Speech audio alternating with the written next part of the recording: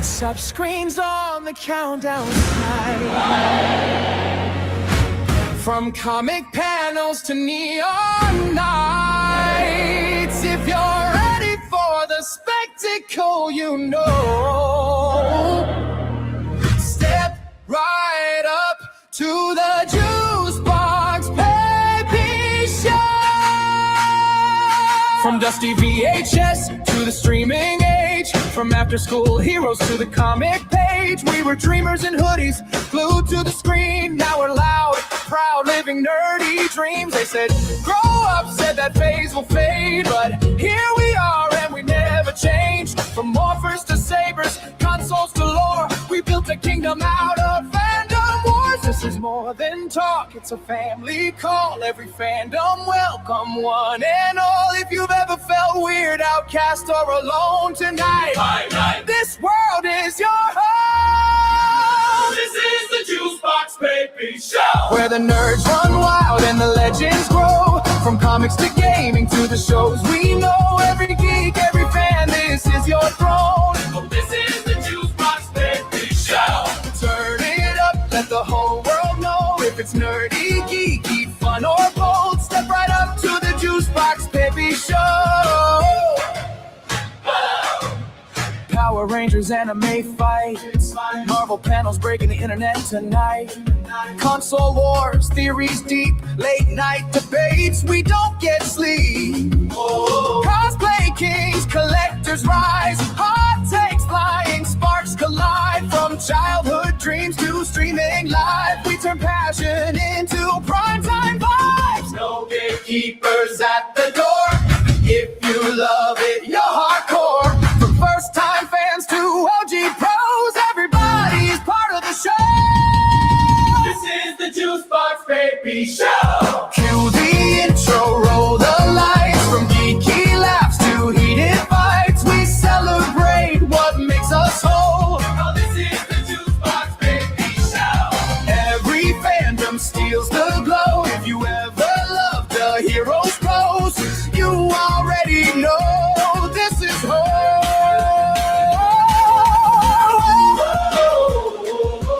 Hands up, let it go. If you're nerdy, you already know. No shame, no fear, no lines to cross. We wear our passions like a badge of honor, boss. This is our stage, our flag, our crown. Geek culture royalty, stand your ground. This is the Juice Box Baby Show. From the first hello to the after show, laughs, debates, and fandom gold. This is the place where legends grow. This is the Juice Box Baby Show. Turn the volume to overload. Nerdy, geeky, fun, bold souls. Step right up to the Juice Box Baby Show. The lights don't fade, the hype don't go. Welcome home To the Juice Box Baby Show.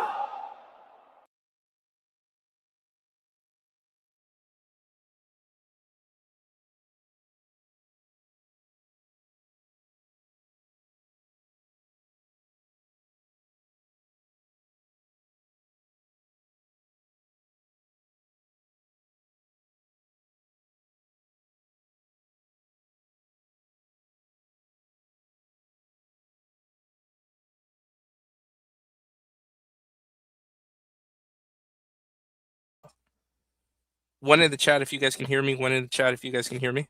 Sorry, a little technical difficulties.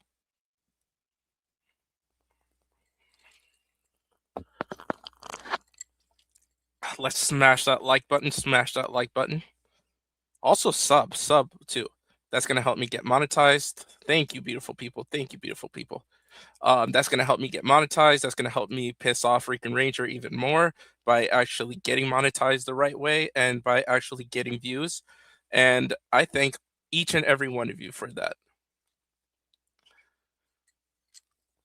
So what's up this weekend, everybody? What's going on? And I want to get sponsored by LaCroix or however the hell you say it. So today we got a pretty good day. We We're going to talk about Austin St. John's manager.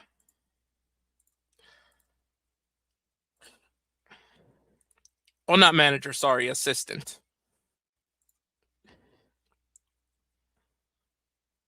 So definitely gonna be one of the highlights for that. We are going to be talking about Disney's AI deal and what that means for everyone, especially for the AI world. So definitely going to be another topic we're going to be talking about today. And we are going to be doing, of course, one of the most famous panels of the days, which is the crash out of the week. We are going to be doing. We're just going to be hanging out today. Today's going to be more of a chill stream, and obviously going to be having fun today. So smash that like button, smash that subscribe. Helps the channel out a lot and helps me do even more. Oh, what's up, Black Dragon Film Studios? We're going to be talking to him, I believe, on Monday, so I'll be making the thumbnail for that. Going to be a great show. He's going to be talking about his films and his projects, so definitely going to be a fun one once we get that up and rolling. Okay. Let's see. All right, everybody. Let's go ahead and let's start with the first one, which is going to be about the Ninja Kidz.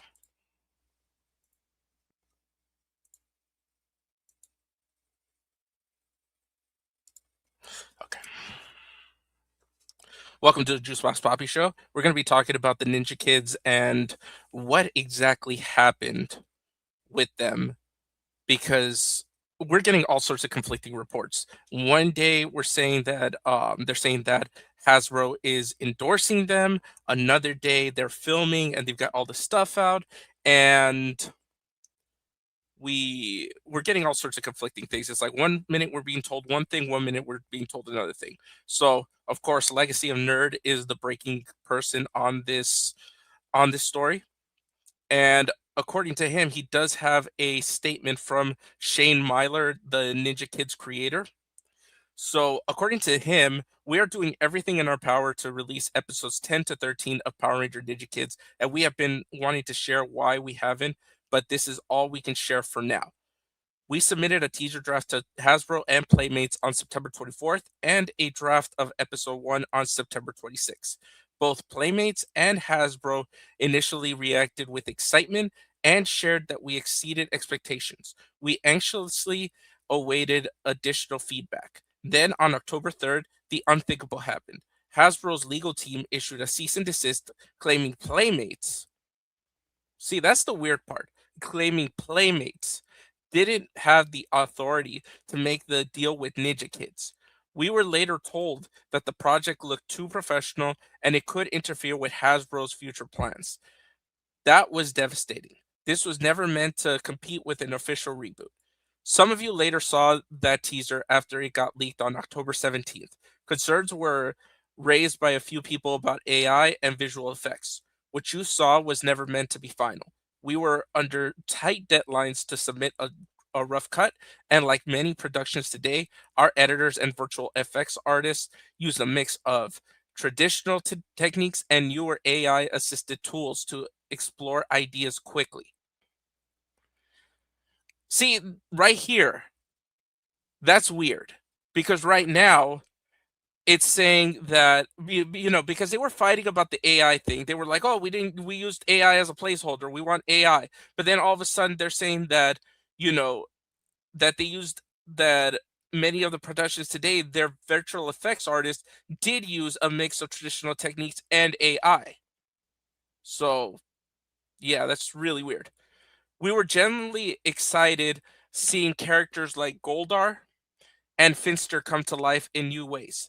Things that would have been incredibly expensive or time consuming to do at the stage using only traditional methods. Most of the generative AI effects were simply placeholders. See, right there, that contradicts what they had just said. They said that they used traditional techniques and newer AI assisted tools. But then right here, it's like they're trying to wash their hands and they're like, no, we used AI. Like it was just a placeholder. So which one is it? Was it new techniques and AI, or is it just a placeholder? Really weird, right there. Um. All right, where did we leave off? One example was the AI news anchor in the teaser, which was standing in for a cameo role. We had already cast Jason Font to play. We were also working on additional legacy cameos or to pay homage to the Power Rangers legacy and fandom. Okay. I'll give them that because they could absolutely put Jason Font in there for a placeholder. But what would they have done if Jason Font wasn't there? Like, can't you just have put like an actor or an extra in there or even an assistant in there to placehold for you guys? Kind of weird. But yeah, I mean, this is the weird part. So I know for a fact that Playmates has the authority to do anything up to the Mighty Morphin Power Ranger franchise. So it won't like conflict with the Disney thing because I would have thought if they really wanted to like make an excuse, they would have been like, "Oh, Disney shut us down." And it just would have like gone on from there.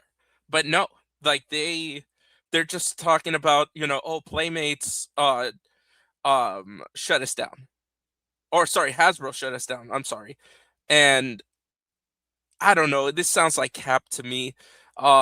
Because like I said, I don't think Disney is put here, like they didn't throw Disney under the bus because like Disney would have gone after them for defamation if they had done that. I think they went after Playmates and Hasbro because since they were working with both and they were kind of looking for a quick way out. Probably that's what it was, but it's really really weird. And then um they're also claiming that years ago JDF was going to be a cameo on the show, but that just turned out to be false because, well, we don't know if that would be false. Sorry. From my sources close to JDF, there was nothing concrete saying that JDF was going to be in the Ninja Kidz revival, in the Power Ranger episodes. Like they had seen each other maybe at Parmorphicon because they were there around maybe 2016. Jason's final appearance, I believe, 2016, 2018. And, besides a high and a buy, I don't really see Jason being in this because, like, for instance, when Jason was going to work with Aaron from Bat in the Sun, he was shouting out Bat in the Sun left and right. Jason was, in Bat in the Sun studio. Jason was doing this and this with Bat in the Sun. He was shouting them out before even doing anything. So it's really weird that not even a post with Jason is on his Instagram versus Bat in the Sun that, he gave them flowers left and right. So really weird for me. I don't trust anything that's coming out of this camp unless I hear directly from the company or from an actor. So unless Jason Font himself tells me, "Oh yeah, I was gonna do the Ninja Kids thing. They had done it as a placeholder, blah blah blah blah blah," then I'll believe it. But with all these conflicting reports and all these conflicting stories, I really don't trust it at all. But you let me know down in the comments. I will see you. Peace.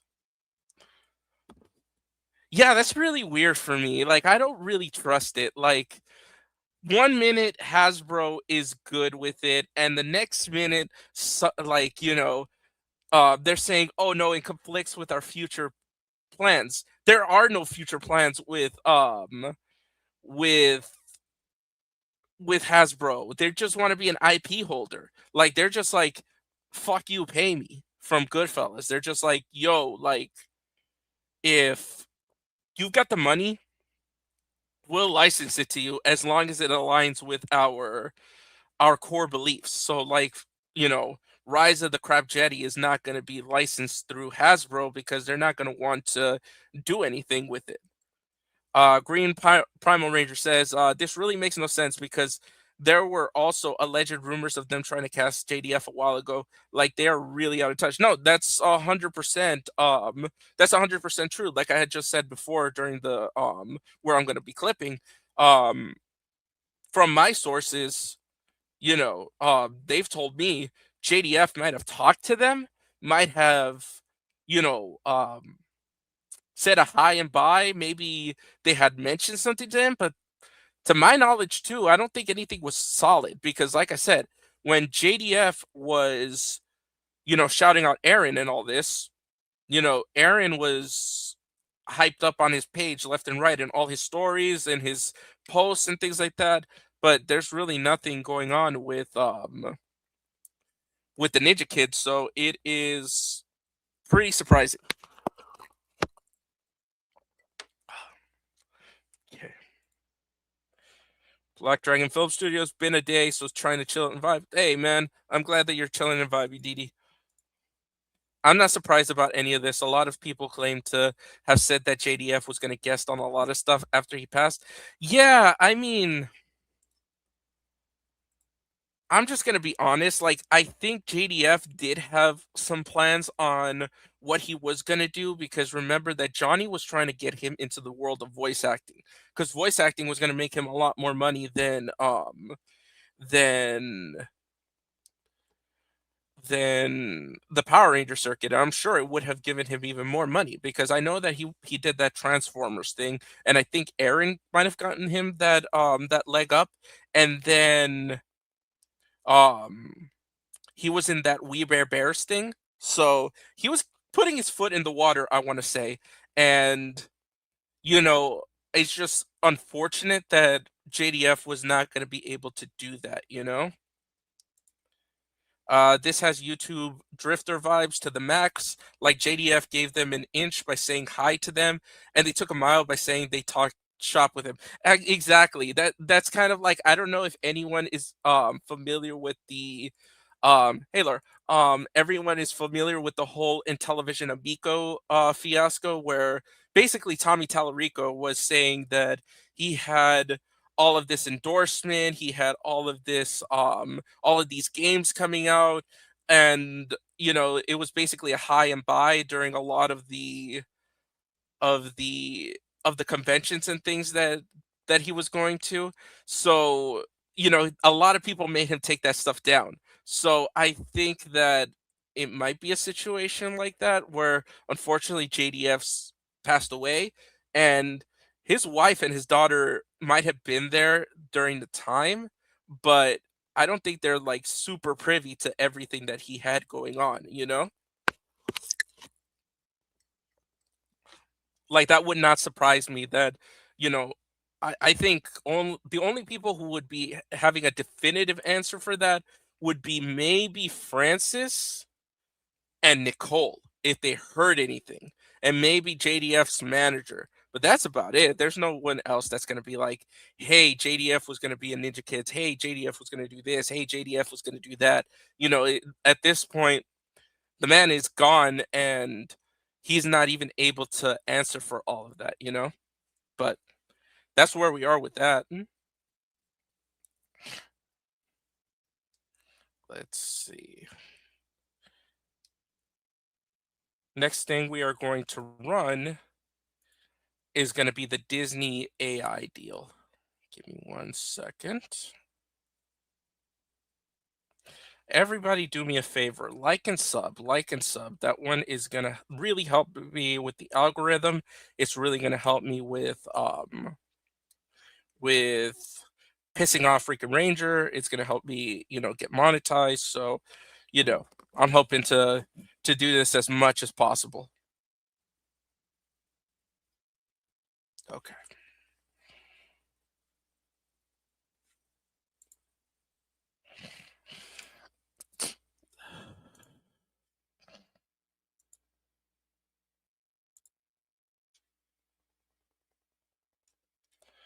Okay. Just getting everything ready, and we'll go ahead and we'll start this one. Whew. All right. Welcome to the Juice Box Poppy Show, everybody. So the next segment we're going to be talking about is why Disney's Sora AI deal marks a turning point in the AI wars. So basically, I find it really interesting that Disney is now going to be doing open AI and allowing for people to use their AI. What this means for the deal. So, as we all know, Disney likes to be stingy with their properties. They like to control what goes on with their properties. They copyright everything left and right. They do anything and everything that they can to control their products and to make sure that they're as official as possible and it aligns with the company's values. So in October, it looks like Disney partnered with OpenAI to allow that 200 of their iconic actors, including Darth Vader and Elsa and even Mickey Mouse, will be able to be used under the Sora AI platform. And it looks like it was December 11th. I misspoke. It wasn't October, it was December 11th. So, what does that mean? That means that they are going to be policing their IPs with AI. So right now, if you want to go to ChatGPT, you want to go to all of these different things and do those stormtrooper parody videos. You're able to put voices to them. You're able to do fun little videos. I've seen them, and you're able to do them at your leisure. Well, with that, more than likely, what's going to happen is that you try to pull up a Mickey Mouse AI thing, and probably ChatGPT is going to tell you, "Hey, I can't do that." ChatGPT is just going to tell you, "You know what? We're not going to be able to work with you on this one. We're not allowed to use the Disney characters. We're not allowed to do this. We're not allowed to do that." It's just going to give you an error message if you try to do that and say that ChatGPT does allow it, and you're somehow able to do some mental gymnastics with the AI, and you're able to put it out. More than likely, Disney is gonna shut that down and probably gonna charge the other AI companies for what they're doing. So it's gonna be interesting. So why are they doing this? So number one, they're going to try to control their IPs. So, like I said, OpenAI, anything that you're able to create, they're going to want to have a piece of that. But because they're going to go with Sora AI, they're probably going to be that you have to pay a subscription in order to use the Disney characters. So Disney gets a piece of the pie. Just like with Sora and Super Smash Brothers, Sora came into Super Smash, everything with the Sora in it, a paycheck goes to Disney. So every purchase of the Sora, every amiibo, everything, a piece of the pie went to Sora to Disney because they own the character of Sora from Kingdom Hearts. So I'm assuming that's what's going to happen with this. Only time is going to tell, but this is really telling of what's going to happen because Disney's the first of the big companies that are licensing the characters to Sora AI.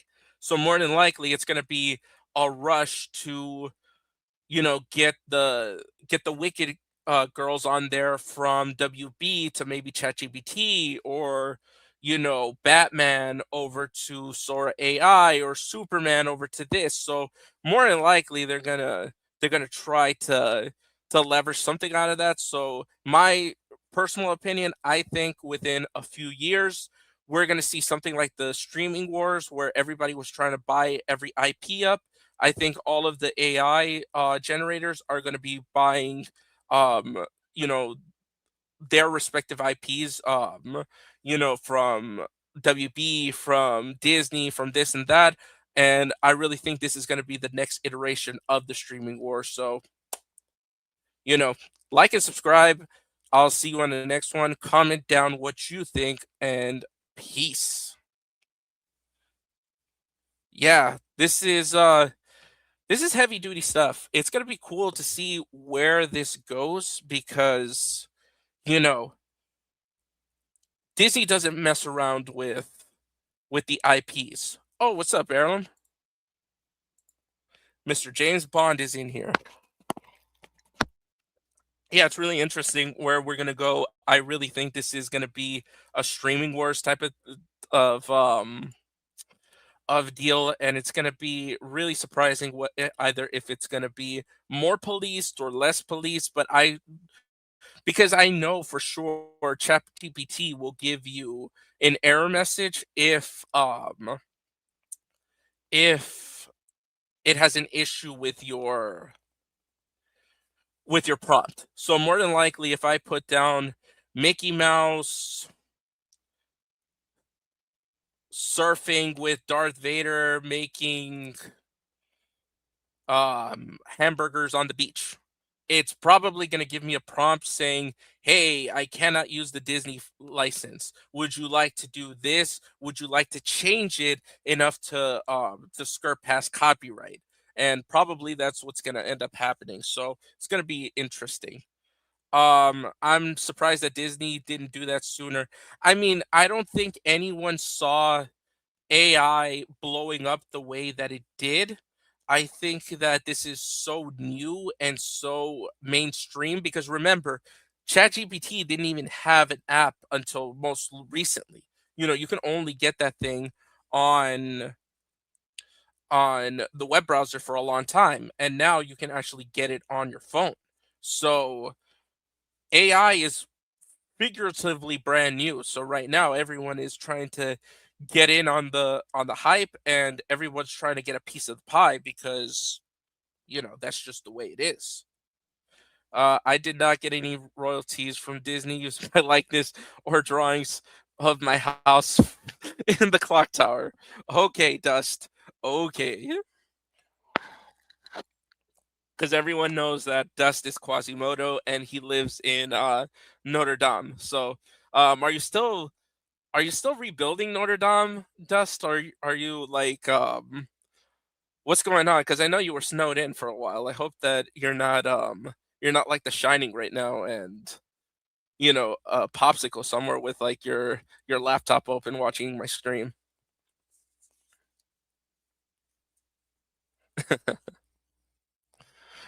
Okay, let's set up the next one.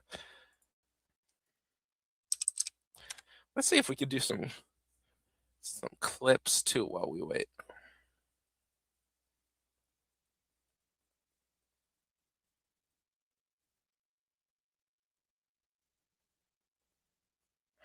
Let's see.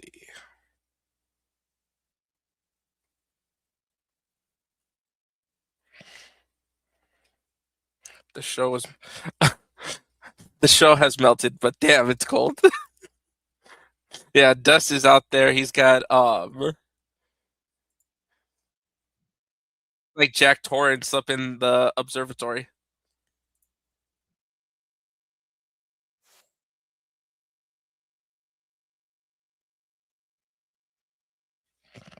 Let's see.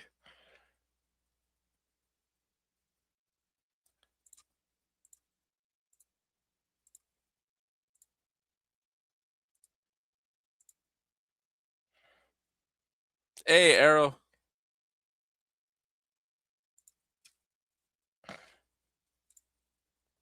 Oh, they actually can only get chicken or waffles, but they were the first to put them together. Black people all over the world would be forever grateful to the Dutch for that. You do know the Dutch started the slave trade. Those motherfuckers! I love that movie. The whole Disney AI reminds me of when the Fine Bros tried to copyright reaction. Oh yeah, I remember that. There was big a big spectacle on that. The Fine brothers, they actually, just to piss them off,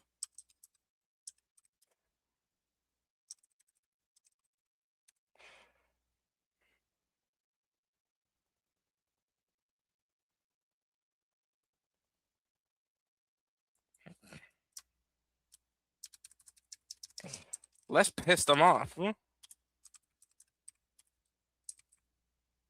Because I remember they tried to do that trademark bullcrap. I forgot all about that. Fair use, fair use.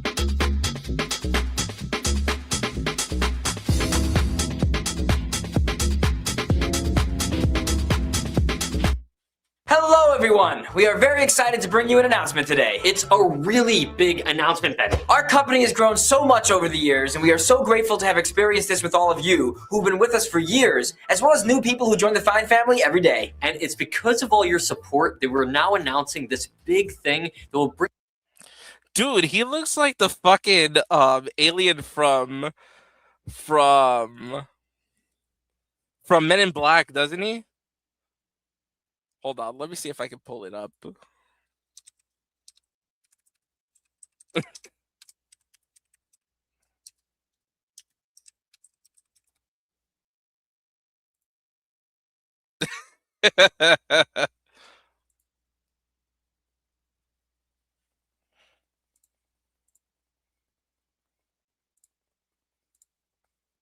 Let's see, share the screen.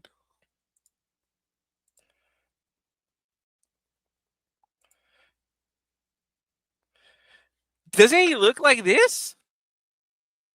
Like, I thought that Ella Purnell looked more like this, but this guy 100% looks like this little alien.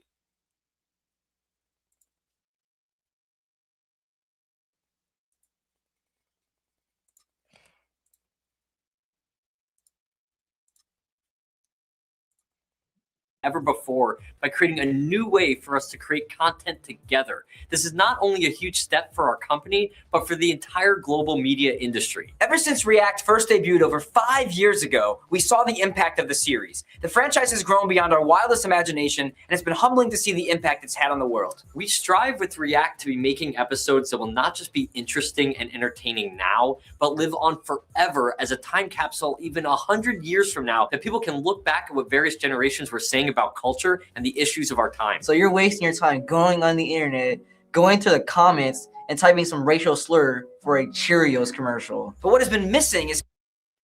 Damn. Is it just me, or did they try to, like, gaslight that little black kid to, like, use the racial thing so they wouldn't have to do something?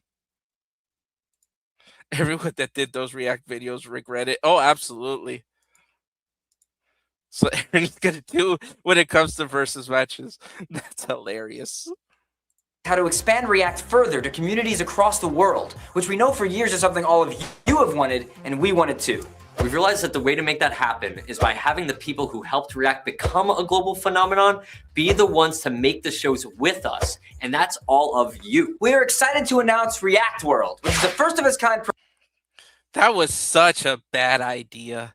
React World. Program that allows people and companies to license all our popular shows online so that anyone, even you watching right now, can create your own versions in a fully legal way and be part of a new and exciting global community. See, that's where they messed up. He was all like, oh, in a new and legal way. Like, what, you're gonna sue me if I react to something? I actually auditioned for the OG Adults React and even went to their office in Burbank. Oh, that is cool. I learned that they purposefully feed their reactors to say certain things. And yeah, I heard about that too. Hearing about, oh, hey, what's up, Deoxy? Hearing about most of those kids, teens these days, this is sad because I think most, yeah, they are actually. And I know one of the girls is doing OF or something like that. Maybe Rican can tell us a little bit more about that. In entertainment industry terms, when you create a version of a show based on someone else's format, this is called licensing, which many TV shows have done over time. For example, Britain's Got Talent and America's Got Talent. It's the same show format, but licensed legally to be created in other locations. So with React World, we've created a new way to license formats in the digital age. And unlike in TV where you have to pay huge amounts up front, we're providing the license with no upfront fees. Instead, we're sharing revenue with you after you start uploading. Along with the license, we're going to be giving you a bunch of resources to help you create the shows, make money, and get featured and promoted by us in various ways. Find out more. So they were just going to go ahead and, like, just make you do all the work and they were going to get the licensing fee. But bro, you weren't the first reactors. America's Funniest Home Videos is one of the first ones I can think of in the 90s to react to stupid videos that you make. No legal fees, my ass. Exactly.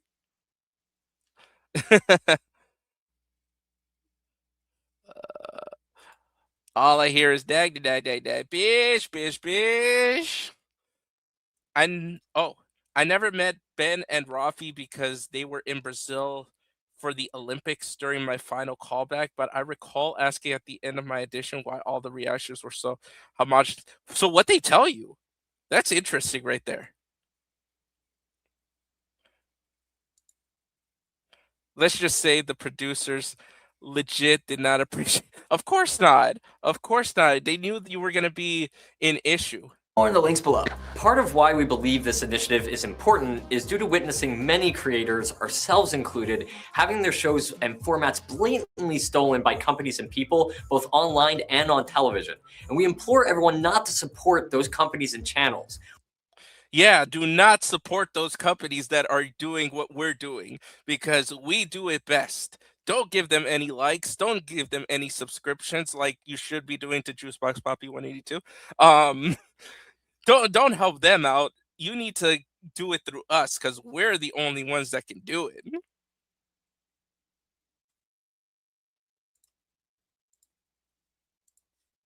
When you notice someone ripping someone's format off, don't stand for it. We have been creating shows online for nearly 12 years. And as YouTube and web entertainment has evolved, we've seen the supportive ethos of what so many of us pioneered start going away. As digital media has become more corporate, the spirit of wanting to do things differently than traditional Hollywood has started to dissipate. But our company has never lost that spirit. With React World, we're providing a way for people to make their own versions of our shows and do it with us. By licensing our formats and trademarks, everyone will know that you're doing this legally with our company's guidance. We are so motivated for this. To know that our formats can inspire millions of people and opening that up for all of you to have the chance to do the same is as exciting as anything we have ever done before. And we look forward to the time when we can look back to this moment, to this video with all of you, knowing that this was when...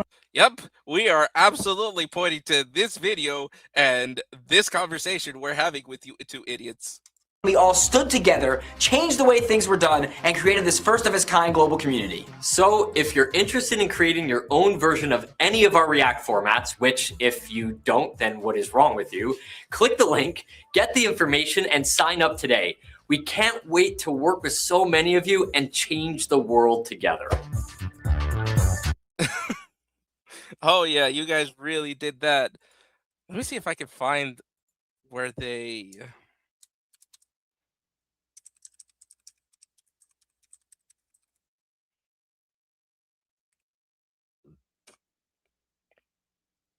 Yeah. We live for the moment, whether across the world or right across the table. Hey everybody, this video is us wanting to explain some things about React World. Oh boy. Click the link. Oh, I was not aware that they sold. I've heard of people doing this, yes. The confusion and negative response over what this all is has been so... Look at that eye roll. Did you guys see that eye roll? Take a look. Look at this eye roll. What this all is has been so... His eyes went behind his head. So overwhelming. And what we've realized is that we completely screwed up with how we originally talked about this. First and foremost, we're sorry for confusing people by using... We're sorry. We're sorry that you thought of us like that. terminology like our React format. We were never trying to say that every video where someone reacts to something else is something we would try to control. When we referenced licensing the React format, we only meant our specific series, not the overall genre of reaction videos. We do... Yeah. You have to pay because we react the way that we react. If you want to react like us, you have to pay us a fee. What? Not own the genre. And we're creators at heart, and those who know us personally know how passionate We are about trying to help creators, and React World is meant to be an extension of that, with us simply providing resources and tools to anyone who wants to go down this path of creating one of our series with direct support from us. Yeah. So there's no way to go into all of the questions that people have about this, but we're going to answer some of the biggest ones that we've seen. Okay, so first is what exactly constitutes any of your series formats? And the simple answer is watch any of our series that is part of the React World license, and that is the exact format. It's not one or two elements. All you did was react to things. There's not really a format to it. It's all of the elements of the show, all used in the same style and way. We've been trying to find an analogy to explain this better, and we know that this isn't the best, but if you wanted to start a fast food restaurant, We're trying to explain it to you guys so that you guys don't cancel us, but we can't figure that out. That's the translation. you can start one on your own and possibly find huge success. But if you love Burger King and want to be part of that organization, if you join, you'd be able to get access to things like menu items and recipes and specific logos and promotional support. And these are two totally different routes. Same kind of thing here with React World. You can join and get all these assets and support, or you can make your own reaction videos completely without us. It's up to you. Okay, so What? another question is, have you applied for any trademarks? Yes, we have trademarks just like other companies that use trademarks to protect their properties. So for example, we have a YouTube channel, youtube.com/react. So we're trying to protect it and not run the risk of losing our channel name thanks to someone else getting the trademark. But just because... So right there, they admitted to trademarking React.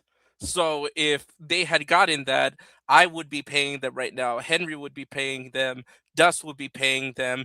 And that's what they initially wanted. Because we have or might get trademarks doesn't mean we're going to run around and start taking down videos. That's exactly what the trademark means. It means you have to enforce the trademark. Why do you think Disney is not letting people use Mickey Mouse? Why do you think that, there's so many cease and desist for so many trademarked people? It's because of trademark. Once you get a copyright or a trademark, you have to enforce it.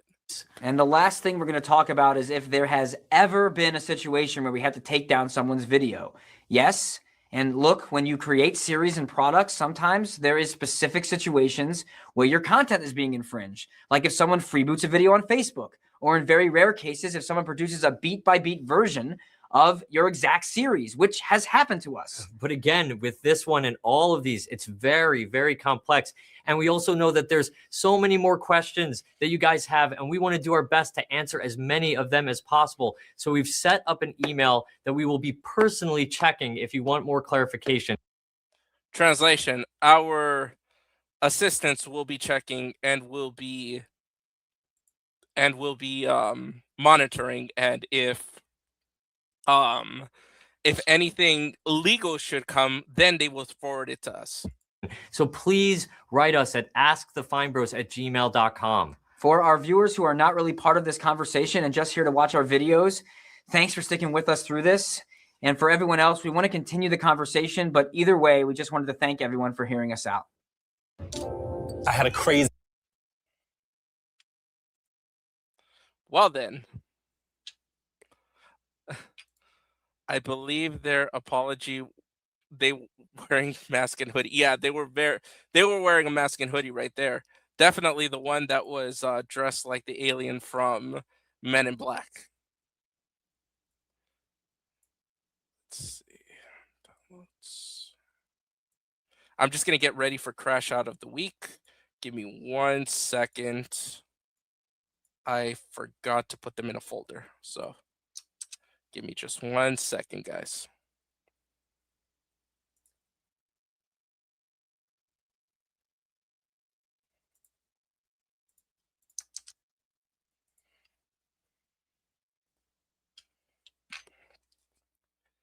Oh, that's right.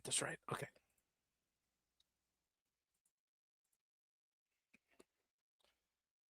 Let me send one that somebody sent me because it is no longer online. I think that it was either taken down or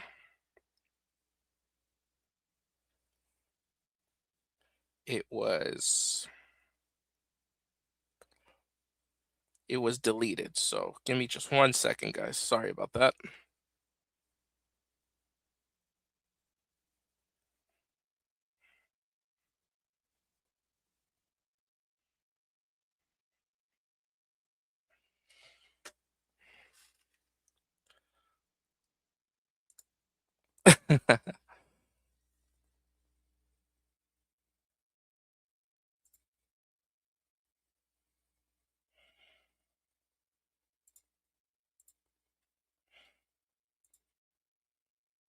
Do me a favor, guys, like and subscribe. That's gonna really help me out.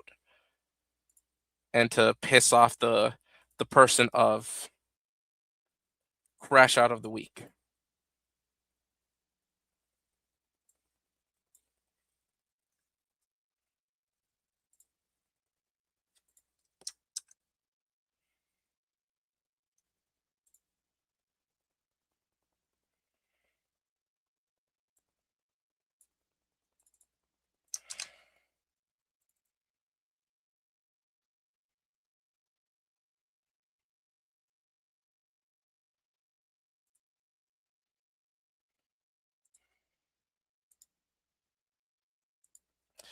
The thing is that I like to showcase the crash out of the week because that way, it's something fun to do on my stream, and any updates I can easily do for content. So, you know, he's the one that feeds it to me. I'm the one who just says, "Thank you, stupid. Just go ahead and crash out some more."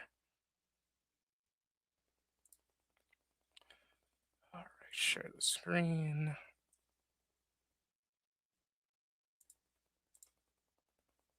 Image file.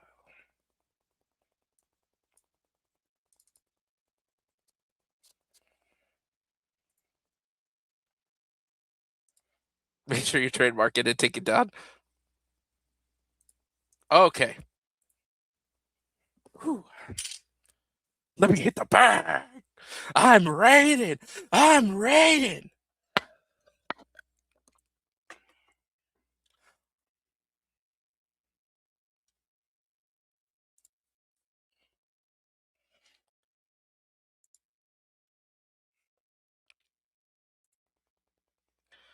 Okay.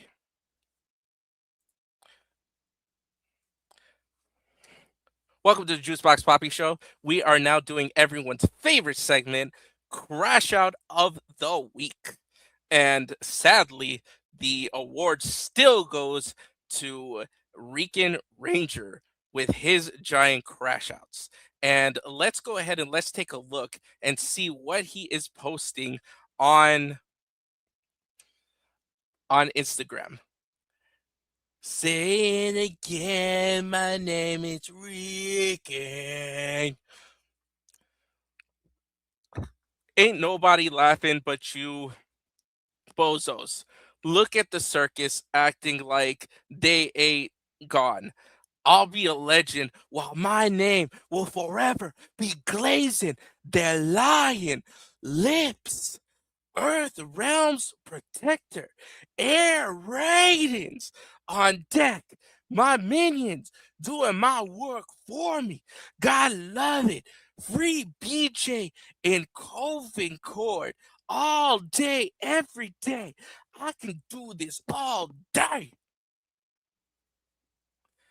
So the Brokeback Ranger is saying that he is going to be selling what I'm assuming are Jordans with Raiden and Mortal Kombat. And just so that I'm not pulling any facts out of my ass, he actually said how much they are going to be.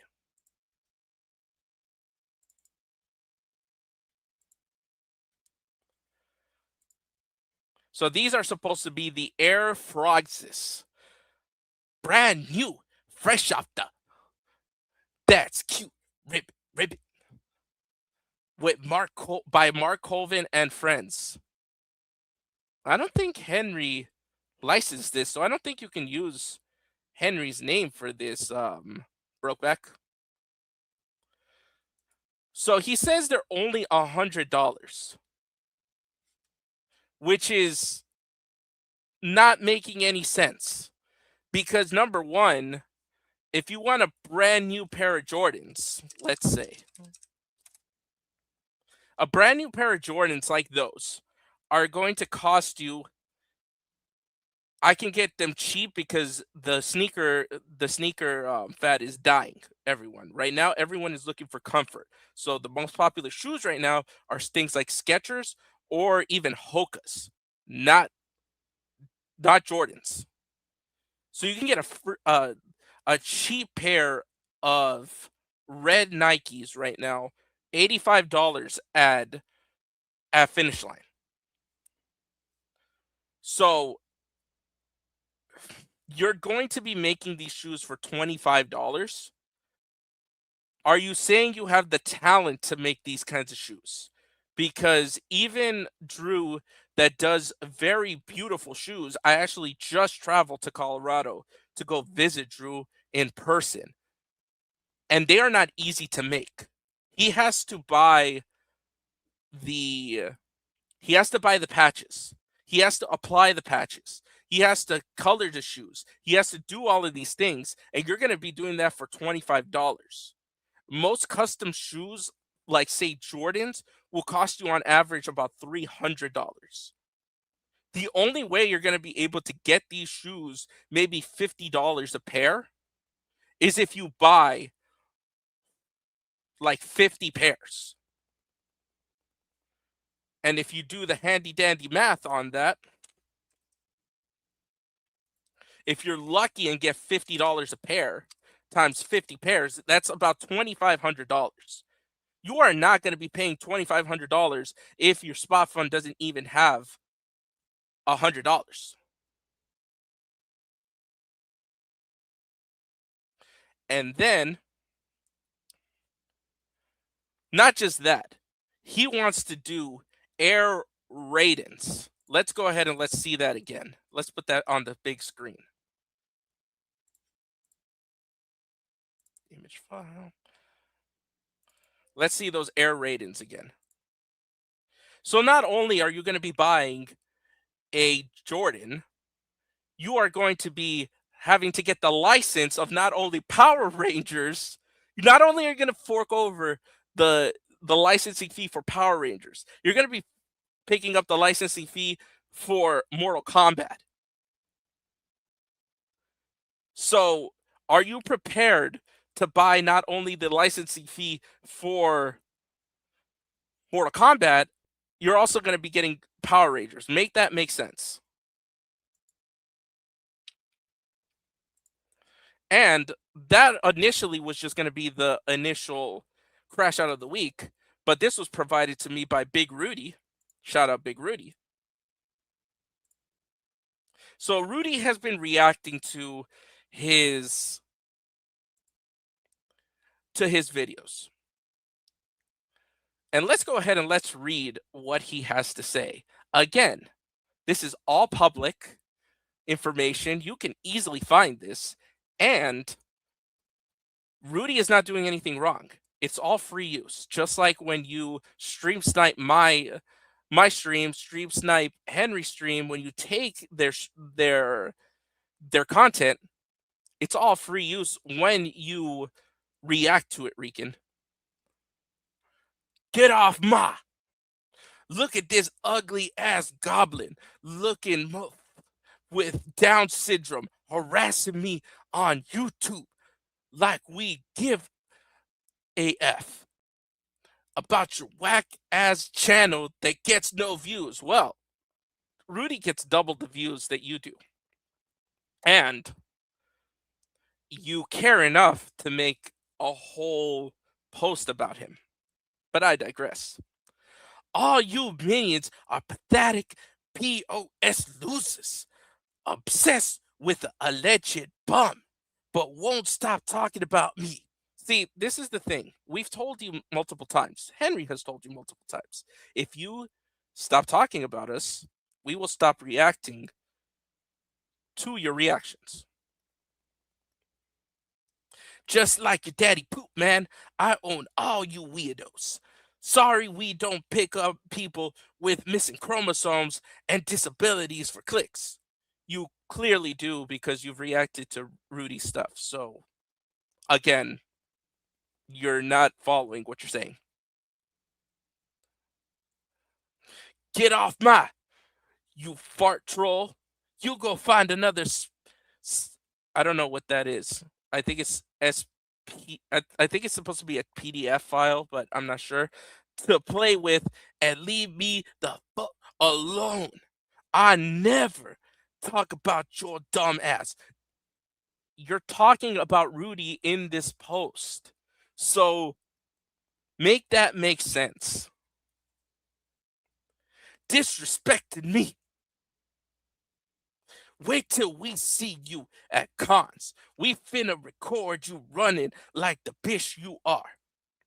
You will never see Rudy at a con. Oh, special ed. Okay, thank you. Special ed. Okay, so he will never run from you from a con because Rudy backs down from nobody. I've met Rudy in person. Rudy is cool AF. Rudy has girlfriends. Rudy is the man. So, you know, and let alone affording a Comic-Con ticket. So, we'll see where this goes, but you tell me in the comment section what you think of this crash out of the week, and I will see you next time. Like and subscribe. Oh, we've got Francis in here. Recompressed AF by rooting clouding him. He's getting bodied. Absolutely, absolutely. And he has no way of being able to respond.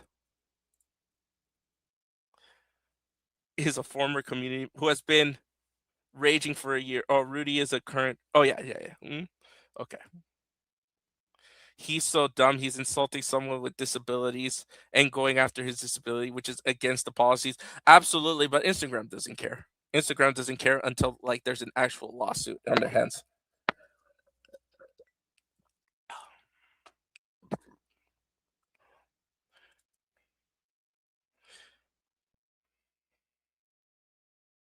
Oh, he Green Primal Ranger. He's part of the Power Ranger community. He's actually known like a water cooler joke.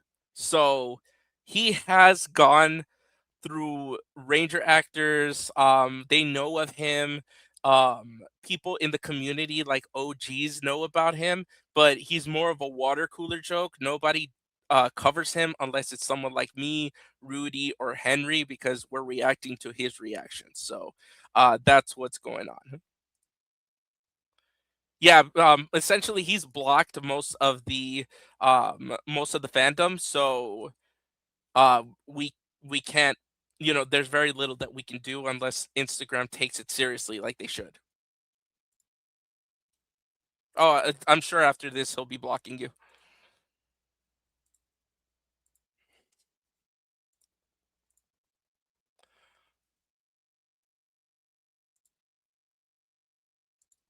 Yeah, I think everyone should be reporting it because what he's doing is absolutely crimes, and what he's doing, he's getting progressively worse, in my opinion. So I really think that people should be taking it more and more seriously, but that's just me. Okay, let's get this one going. Let's have a little bit of a palate cleanse before the next one. So what I was talking about Tommy Tallarico, and I hope Ray is here because she knows so much about it. Tommy Tallarico. Can you guys put a 1 in the chat if you guys know of the Intellivision, the drama, and Tommy Tallarico?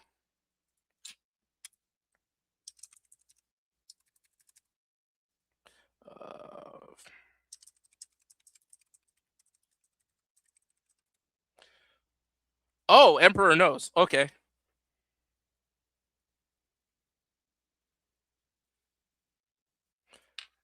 Let me see.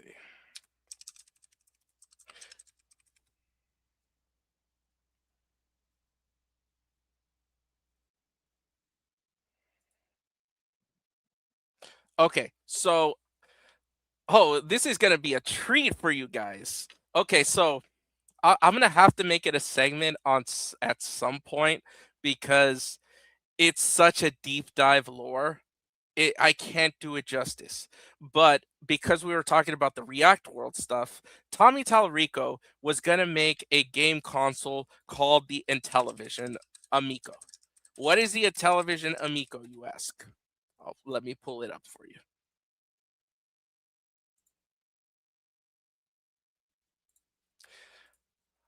So if you're aware, the Intellivision was a console back in the day that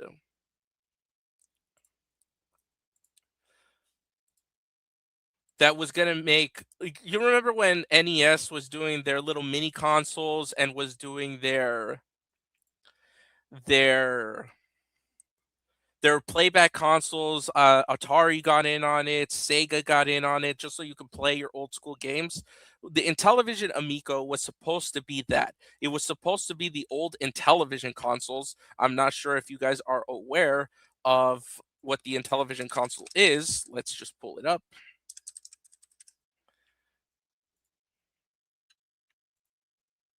It was kind of like Pong, but it had numbers on the pads, and it essentially allowed you to play little, not even 8-bit, like 1-bit, 2-bit games, sort of like the old Atari. It essentially was the combatant to the Atari. 1 second.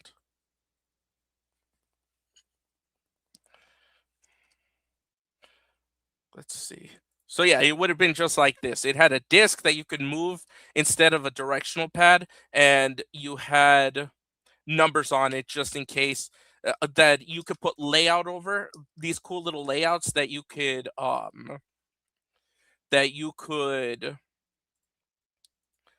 could use, so you didn't have to remember what 1 was, what 2 was, what 3 was, and things like that. So Tommy bought the Intellivision Amico rights. And so they had the rights to put out the Intellivision Amico.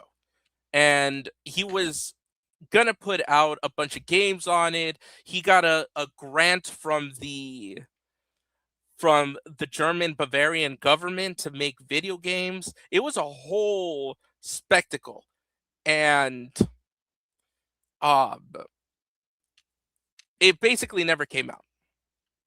He shilled out so much money. He got a factory. He got a he overspent, because in my opinion, I think that Tommy was just wanting to start it up enough to get bought out by another company so that he didn't have to be on the hook for all of this.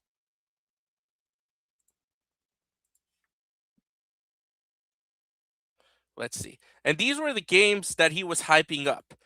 And what I was getting at, that, JDF talked to a lot of people, and maybe he was like interested in a couple of things, but nothing concrete, because he would have shouted them out just like he shouted out Aaron. When Ninja Kidz supposedly came up with this, my sources were like, I didn't hear anything concrete. And when Aaron was going to be working with JDF was shouting out Aaron. JDF was posting him left and right. And so he was doing essentially the same thing. He talked to the creators of all of Earthworm Jim 4. He posted a dinner with him, and whatever somebody would say, oh, is Crayola going to do something with the Intellivision? Is Mario going to be on the Intellivision? Are you going to get Nintendo games on it? He's all like, wouldn't that be something? And then what he would do is he would put it on the Intellivision website that he was going to have Earthworm Jim 4. And of course, Earthworm Jim 4 is owned by, let me see. Earthworm Jim is owned by, it looks like Gameloft.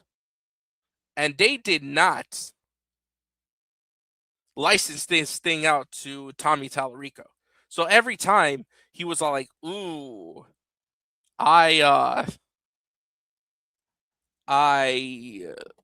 we don't want that." So yeah, Tommy Tallarico owes a whole bunch of people in television consoles. It's never going to come out. And, there were a whole bunch of shills, a whole bunch of people promoting this thing and never coming out.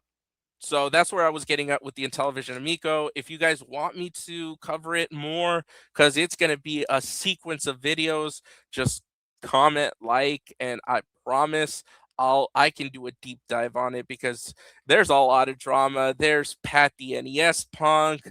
There's I think Matt Jarbel's friend, Rich from Review Tech USA. There's there's a whole iceberg of this thing. So if you guys want me to cover this, I'll cover it as best as I can. Pat and Ian from Pat the NES Punk were involved in this thing. So it was just a crazy time to be around. And it just reminds me of Aaron, Bad in the Sun. It reminds me of a whole bunch of like stuff. And just so you guys know what Tommy Tallarico looks like, what his, different sayings were, he's got tons of them. I'll just go ahead and I'll show you all before. Games with blood and violence and sexual content and kids in sexual compromising positions and rape on the Nintendo. If that's what you want, then buy a Switch. Yeah. He said that Nintendo has violence, rape, and children in compromising positions. Mr. Top Loaded Gaming, the fucking garden gnome. Near 4-hour interview, Rocky Balboa. Stuff. Oh, here we go. They think like, oh, it's violent. I don't want my kids to do that, blah, blah, blah, blah, blah. So people have to come to terms with that. Whether you believe it or not, it's the reality. Now, the first point. Yeah, it's a whole deep dive. He is, there's so much. The reason that the oof sound, just so you guys are aware of what it sounds like. I don't know if you guys are into the truth. I'm like, Fortnite well, and stuff. maybe a million is still. Let me see.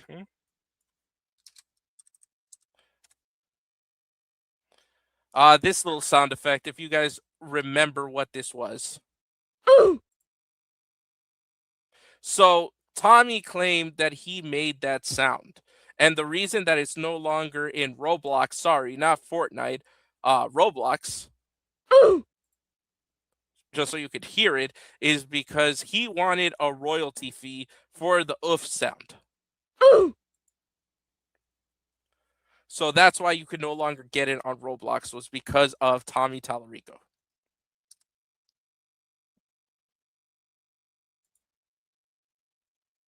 Let's see. Did the Disney AI thing. Let me get everything set up for the Melanie stuff. I'm pretty sure that's. Yeah, that's where it came out, that it was from Messiah, but then also it could be from an old movie called Cats Don't Dance. So if you guys remember Cats Don't Dance, there was a little penguin that was in the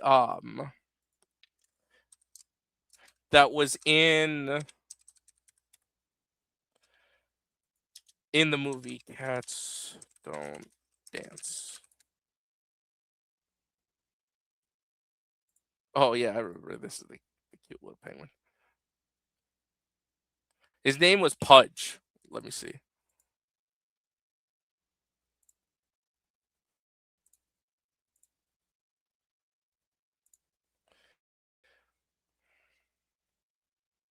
So his name was Pudge from the movie Cats Don't Dance. And I think this is the scene where Pudge just essentially falls down and he makes that oof sound. So if it wasn't Messiah, it was Cats Don't Dance.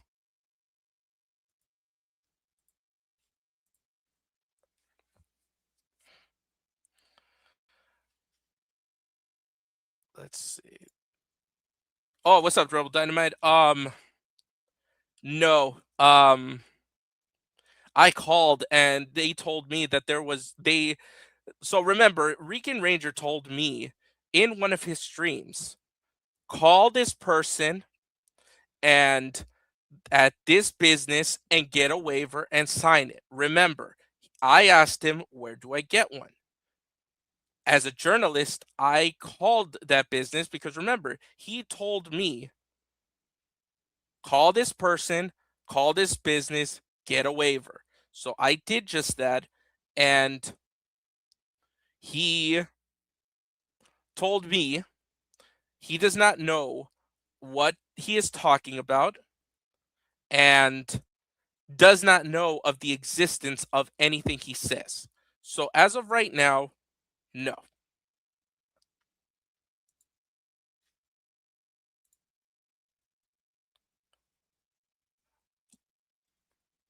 You know what? That would be interesting. That would be interesting if that was it, but I don't think so. Danny sounded a little bit different from Boo, but um, because I know they got an actual little girl to be the voice of Boo, so I don't think that would be the case. But don't quote me on that one.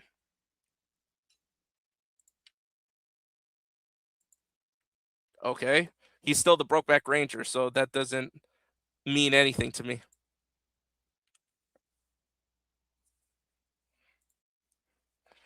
Okay. Let me set this up for the next one because we're going to be talking about Austin St. John's assistant really quick.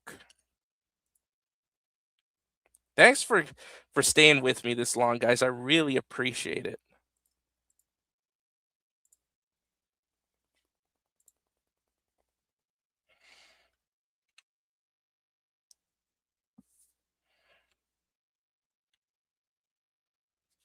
Actually, no, I don't want this one first.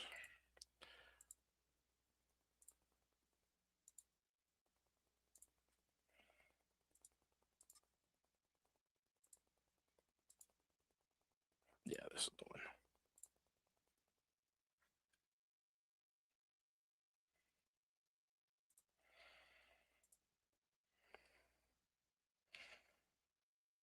Okay.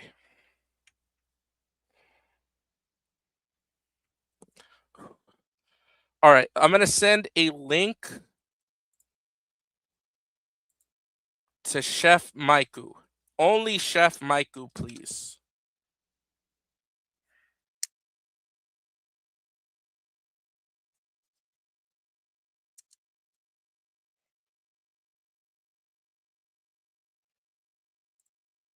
Only to Chef right now, please.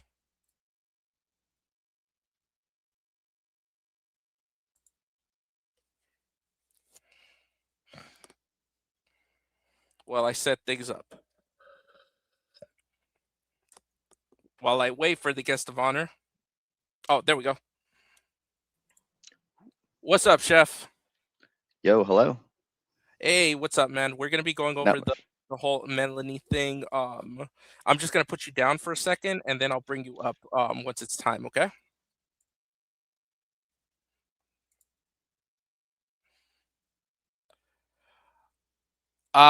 We are also gonna be going over that. Okay. In the back. Okay. Austin St. John is being dragged into another controversy, and this time it's not what you think. So, who am I looking at right now? This is Austin St. John's assistant. And why are we talking about Austin St. John's assistant? She has set up a GoFundMe for herself. It says disabled veteran needs help after scam. Let's go ahead and read it. Hello, my name is Melanie.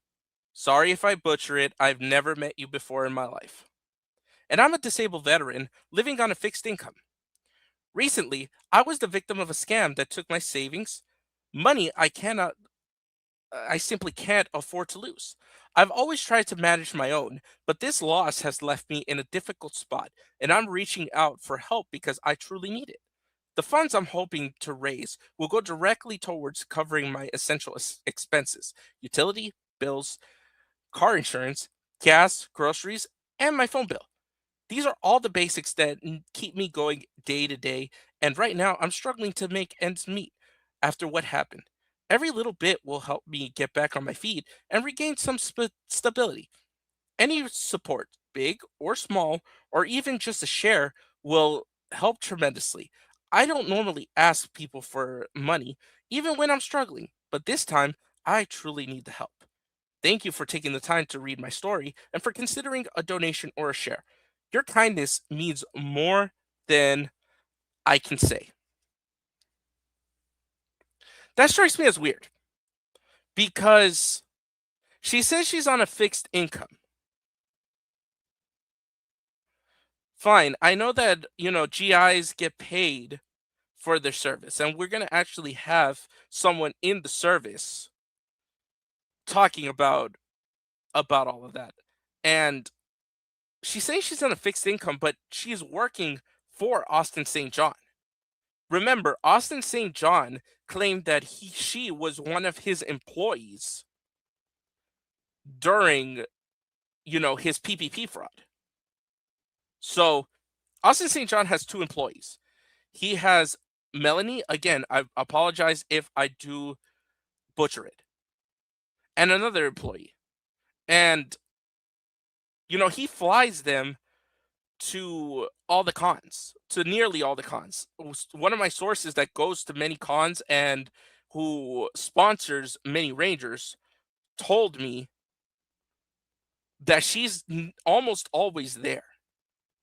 She's assisting him.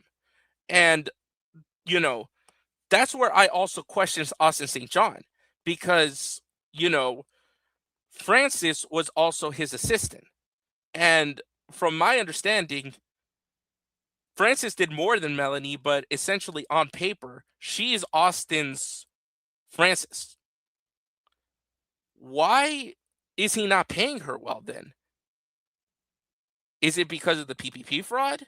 Is it this? Is it that? Because I know that she was recently with Austin. She's asking for $700. That's not a lot like, say, Austin's PPP fraud, but that does make me question a lot of things. And of course, one of the donators, Zachary McGinnis. Can you give her a little bit more than that, Zach, if she's helping out your favorite ranger? So I'm going to bring up our friend Chef Maiku, who is in the service, I believe. Are you currently in the service? No, I am a Marine veteran. That's what we are called. Okay, awesome. So you are a veteran because she says that she's a Yes. veteran as well. And she claims that she was a veteran from the Navy. So, Okay. first and foremost, do you find anything weird about this, description? You said she was on a fixed income, right? Yeah. So that can probably mean after she got out, she looks like she's older. So she probably got out, I don't know, probably, let's say in the 80s, I Then think she it was probably 95. Hold 95. on one second. Let me find it again because I actually did find her LinkedIn. So that just kind of means she might be on like SSI or food stamps or like disability from her civilian job, Okay. I think because I didn't fully read this the first time I saw it, but the Okay. fixed income, that's probably like a civilian thing. Okay. Yeah, that's the only thing that really stuck out this time going through it. Okay. Give me 1 second. Let me pull up that LinkedIn so you can take a look and you can see if she qualifies for that, like you said. Let's see. Right there. So aviation ordnanceman. What does that mean? Aviation's flying ordnance would be like ammo. Okay. So probably like missiles or any ordnance that's on airplanes. Okay. Probably Yeah, she I said she did it from 92 to 99. right. I was a musician. Okay. I really don't know all the other most of the other jobs, especially Navy, but just putting together firearms on airplane, AK Okay. missiles, rockets. Yeah. Yeah, I mean, I just find it so strange that she's in the service and she's having tough times. She's only asking for $700. So, is there anything that she could, sign up for? While you're in, I was in from 2005 to 2013.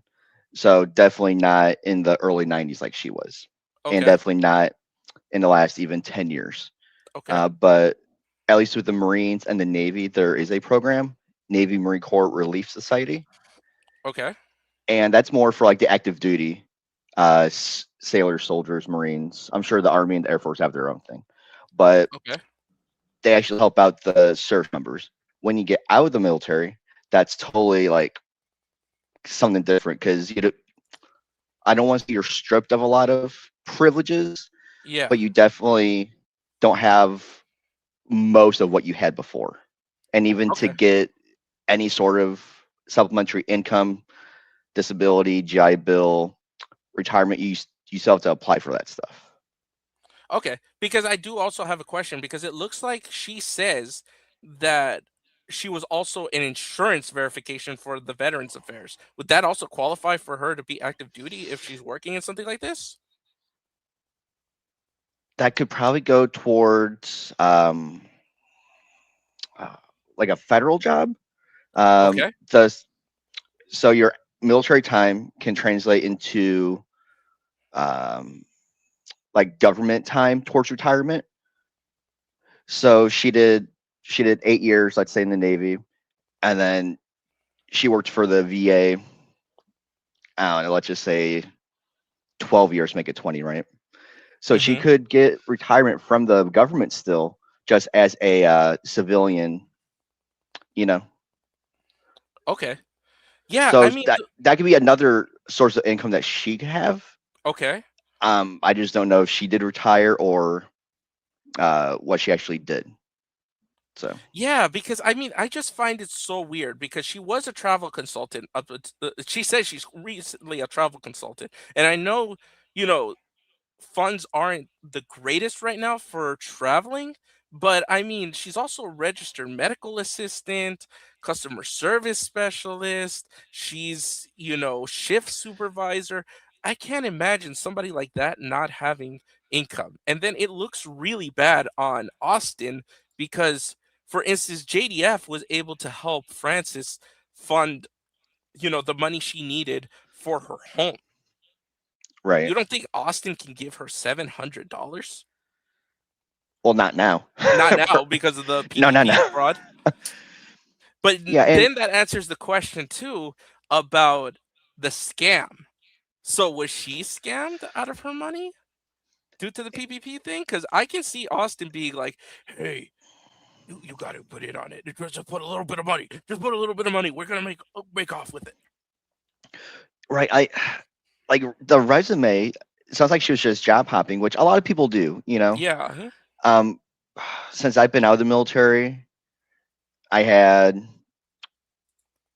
one job that lasts like maybe a month and a half in a prep kitchen, and then I've been at this current job with my company for about 11 and a half years. Mhm. So, people change careers, change places all the time. So she has all these credentials, but what's her income if it's not JD or I'm not JDF, Geiger, you know? Geiger. Yeah. Mhm. So it's, and veterans do fall on hard times all the time. Mhm. Um, No, I know that. Yeah. Mhm. it could be anything, but and there's not really any services besides maybe like VFW might do a fundraiser or chaplain at the VA might be able to help out somehow, but there's not going to be any programs to actually like give you money. Pretty You know? much, you just have to be in the service to get any benefits, really, right? Yeah. So if she was scammed, oh well, we've all been scammed. We've all thrown away burnt money. Mhm. Who hasn't? So Yeah. it sucks. It sucks she's a veteran, but I Yeah. and just $700. Only Yeah, I mean, 700. only 700. I mean, for that, you know, I'd expect somebody to help her out, or even Zach of all people who loves ASJ so much to help her out, because that looks bad on ASJ that, Yeah. you know, one of his top assistants, because from my understanding, she was, whenever someone posts something on Austin's page and says Team Austin, that's more than likely her. Right. And I went and saw Austin in July in Corpus Okay. Christi. Okay. And I don't remember seeing her because at his table was a black lady, Okay. and Meredith is a white lady. So I don't know if she was there. She might have been behind the scenes. I don't know, but you know, maybe she was out of a job at that point. Who's to say? Yeah, because I mean, from my understanding, from my sources in the cons, he doesn't make a lot of money. He doesn't, he doesn't fill out cons anymore. They're not actively looking for him. From my understanding, from the outside looking in, he's crashing boots. He's sharing boots. He's Mm, doing anything and everything to get to a con, because they're yeah. not actively looking for him. So that means if she's going, he's paying for her flight. He's doing this, he's doing that, unless Mm, Zach finagles, an extra plane ticket from a con for the assistants. But because he's not being, you know, showcased at the cons, I don't think that's even an option, because he's like being crashing boots. right. And even when I saw him, um, it was in July, so it was well after the whole fraud thing. Yeah. And I was like, what's the least amount of money I can give this guy? I still have a mission I want to do, but what's the least amount of money I can give him? So Hmm. I chose a photo op with him, Bulk and Skull. So I was like, I'm still giving him money, but at least then he's getting the least amount of my money, you know? Hmm. So that's actually someone saying, hey, let's give him as little as possible. Yeah, exactly. So And then, like, look at this post that Austin St. John made in 2018. So bear in mind that's 2018, and he's talking about happy birthday to Mel Squid Francisco, one of my two go-to ladies for 4 years in the world of social media. Thanks for everything, ASJ. So that would have mean that she started in right. 2014, and by now she's been working for him for about 11 years. Hmm. So I'm just like, are you not paying these ladies? What's going on? Like, you know, He he can't Frank's spot her 1,000. yeah, exactly. You can't spot her 1,000. I mean, obviously we know he doesn't have 1,000 because his wife Yeah, went back to work, and he's trying to crash as many boots as possible. Allegedly, I don't know this, yeah, but from the outside looking in, that's what it looks like. yeah. It's sad. It's something's going on that we don't know, and Because optics are it's not like it's someone like Brent that would help him out for freebies, or like right, myself, that if if Jason told me, oh, like if you help me out in my booth, I'll give you some free autographs, I'll give you some free this, free that. She's not that age, clearly, right. to be like, oh yeah, I want a signature from Austin St. John, and let's let's be frank here, that he's not the kind of person like, say, I don't know, um Christopher Kamen Lee, that Hmm. like it was someone young that wanted to throw themselves at him. I don't Yeah. foresee that happening, And another thought just crossed my mind, Yeah. and it's the Marine in me, Okay, go ahead. because we're all kind of different in a way, but it takes a lot for a Marine to ask for help, Yeah. and like financial help. Okay. You know, even talking to someone, it takes a lot for me to ask for help. Even at work, I don't ask for help. So how down bad is she that she needs just $700? Yeah. So she really could be in trouble. And like I Yeah. said, the scamming happens to everyone, but and if it was that serious, Geiger should just give Stepped her up. money anyway. Yeah. Yeah, You're the he's boss known her man. for 11 years. Like, you can't throw her like $20. Right. Yeah, it's very strange. It's very strange. And watch, after my video comes out, there's gonna be like $100 donation from Austin St. John. Just Right. like the Spot Fund magically had donations after we called it out for so long. Oh yes, Which definitely. congratulations for you getting it back. Thank you for helping me with that. And yeah, that was just an easy thing. I'm glad Spot Fund was just like, here you go, here's money. Cool. Yeah, Thank you. exactly. Because they don't want the drama. Like most Mhm. companies that do stuff online, they're just like, oh no, just take your money back. We don't care. Like, we'll deal with it on Yeah. the bank end. Yeah, I work at a grocery store, so it's like give people the free product. We'll eat a $50 cake, whatever. Just be Yeah. happy, get away.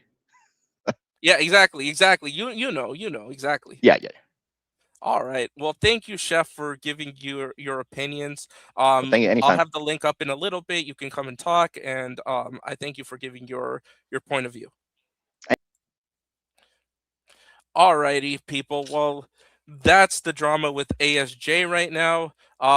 Doesn't really look promising for him to have one of his employees, begging for $700 while he could easily help her out, or even, it points some more questions for him, saying, what was she scammed by? Because you scammed the government out of the PPP funds. So was she a part of that? I mean, lots of questions there. You let me know what you think in the comment section down below. I will see you. Like and subscribe.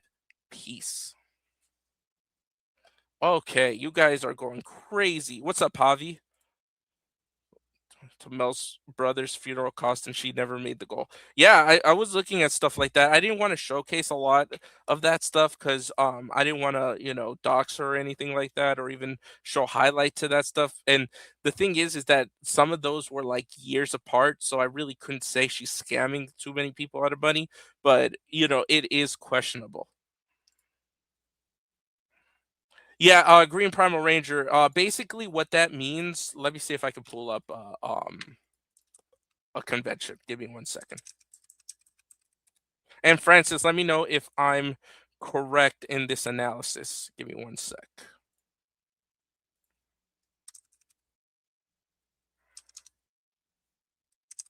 We're going to pull up Pasadena Comic Con.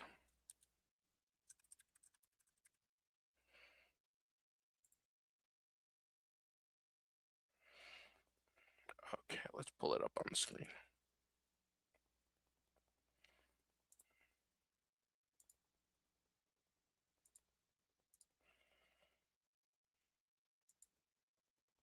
Okay, so what we mean by crashing boots, and Francis, let me know if I'm saying it wrong because you have more knowledge in this. So you can see that they're gonna have Chuck Patton at the Pasadena Comic Con. So he is an invited guest. He is able to say like, oh, they are sponsoring me, they're going, I've got sponsors, I've got this, I've got that, like they paid for my booth. I'm gonna be solely at my booth. Mike Starr is gonna have his own booth. They're showcasing him. Austin, let's go ahead and let's look something up because I know he posted up.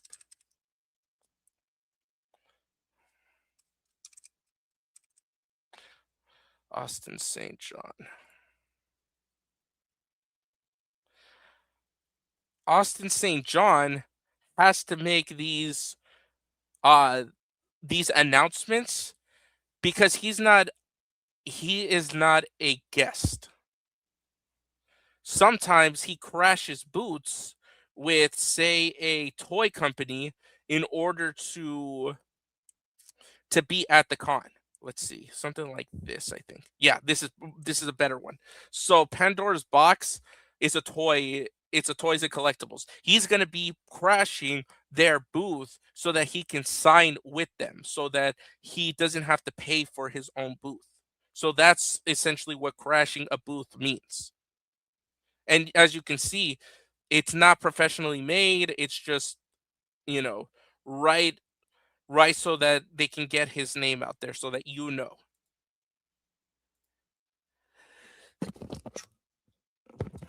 Excuse me, guys. Yeah, they are a little tacky.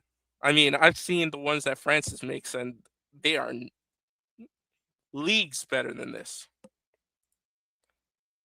I mean, yeah. I mean, right now, that's what he's going to be doing for a long time. Is that um, he's going to be showcasing that. Oh, is he? Let's go ahead and let's see what Stupid is doing.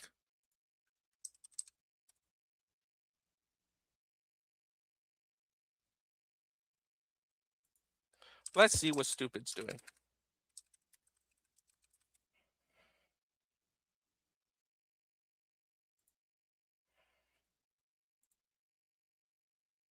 Oh, he's not stream sniping right now. Or who's stream sniping? IRL stream sniping. Nobody in San Antonio was gonna flock to see Geiger at the flea market. You'd be surprised. I've gone to see some celebrities at a flea market, but I definitely would not do that for ASJ. Oh, what's up, Mean Green? That Pandora's box appearance was at the actual store. Oh, okay, thank you. But I digress. That's what I mean is that he's making okay, here we go. Otaku. Yeah, it's like they're not promoting him. He's gonna be at a booth, basically.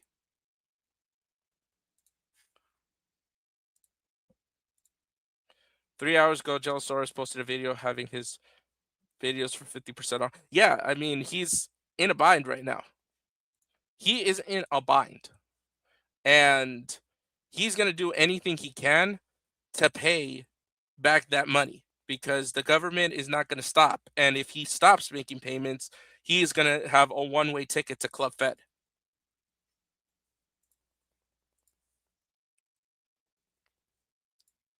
So how was he able to weasel his way back into so many Power Ranger appearances post-scan? Unfortunately, Green Primal Ranger, the community, there's a lot of mental disabilities. There is a lot of people that are not online, as crazy as that sounds, so they're not aware of what ASJ has done. So that's why he's been able to skirt past a lot of stuff, and also remember that he does have the pedigree of first Red Ranger. So, a lot of people will shout him out because of that. A lot of people want to work with him because he does have that draw of the people that don't know about his troubles, and they just want to go see the first Red Rangers. And like Francis said, some are aware and really don't care. It's not an official guest at a lot of cons. He gets sponsored for cons too. And so the con isn't paying for him. Yeah, Javi does have insider knowledge on that because he is a sponsor for many Rangers at conventions. So he knows exactly what he's talking about. Oh, what's up, DOC? And if they're aware of what he's done, they can make it seem like it's not a big deal because my childhood. Yeah, exactly. Unfortunately, he has that going for him, and I don't foresee that going away unless he actually pulls a Hector David or he unfortunately unalives someone. Then that would be the case for that. All right, everybody. That is what I had for this stream. It's quite, just chilling out with you guys. I'm gonna put the link up. You guys can come up and we can just chill out. Give me 1 second, okay? You tell me what you guys think about the stream too.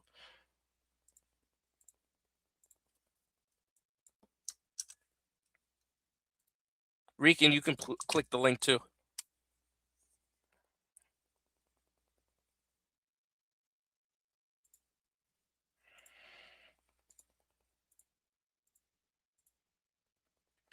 Oh, did I close out of that? Let me pin it really quick.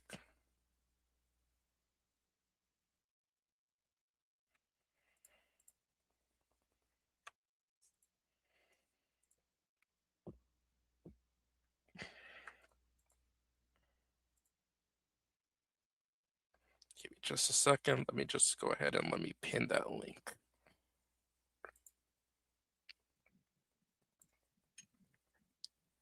Okay. I pinned the link. Anybody can click that link, and you guys can come up. Chef, I'm gonna get you up. Let me just get the first person up. Hey, Daniel, how's it going? Hey, what's up, Alex? Hey, Ben. So what'd you think of the stream? What do you think of the whole ASJ thing? You know, anything come up to mind while you were listening? I mean, I pretty much stated everything. You know, you saw my handle, Green Primal Ranger. Oh, that So was you. Okay, thank you. yeah. I mean, hey, you've been reading my story, so Yeah. kind of context clues, I guess. Yeah. So, So, yeah, I mean, it's just really weird for me seeing that he's, you know, doing all of this stuff. His assistant now is in the whole $700, and he can't like mhm. spot her 700. I'm just like, that's weird, you know. And have you been to cons? Have you seen ASJ at cons? I haven't been to a con in probably 15 years. Okay. 15 Okay. years. Yeah, since I was a teenager. Mm-hmm. But I mean, the last time I went to a con, it looks like a lot of the actors just seem to just do it for a paycheck. It just looks like, in all honesty. In all honesty, that's what it looks like, especially with the Power Ranger actors, where they're just, especially now, because they're not a draw at conventions. Like, I want to say when I first started going to cons active, because I've been going to cons since the 90s, you know, Mhm. with my cousins and all this stuff. So I've been to cons since at least the 90s. I remember when they were still renting out halls in like downtown LA at this like um this dirty building, basically. Like, it was Mhm. right in the middle of the floors. It was not a convention area. It was just, a hallway. And they just had vendors, basically, and the actors were at tables there, and they could just do their signatures and stuff. To now Power Rangers have a whole convention area that they can rent out, you know? But now Right. even that is dying because their last convention, Power Morphicon, Mhm. it's not it's not filling the it's not filling the area. It's essentially just, he had to invite anime people, and he had um to invite, voice actors to fill out the space, you know? Yeah, I remember at one point they were at Anaheim. They Yeah. were so big at one point they were at Anaheim, and then they went back to Pasadena. I was like a little confused at that point because even though haven't been to cons and I haven't Yeah. really been in touch with the fandom for like 7 years, Mhm. I kept my pulse on everything, Mhm. and I was like, they must have gotten bigger, and then they got small again. Yeah, So, I mean, the proof is in the pudding there. I mean, I don't think that the Rangers are a draw anymore.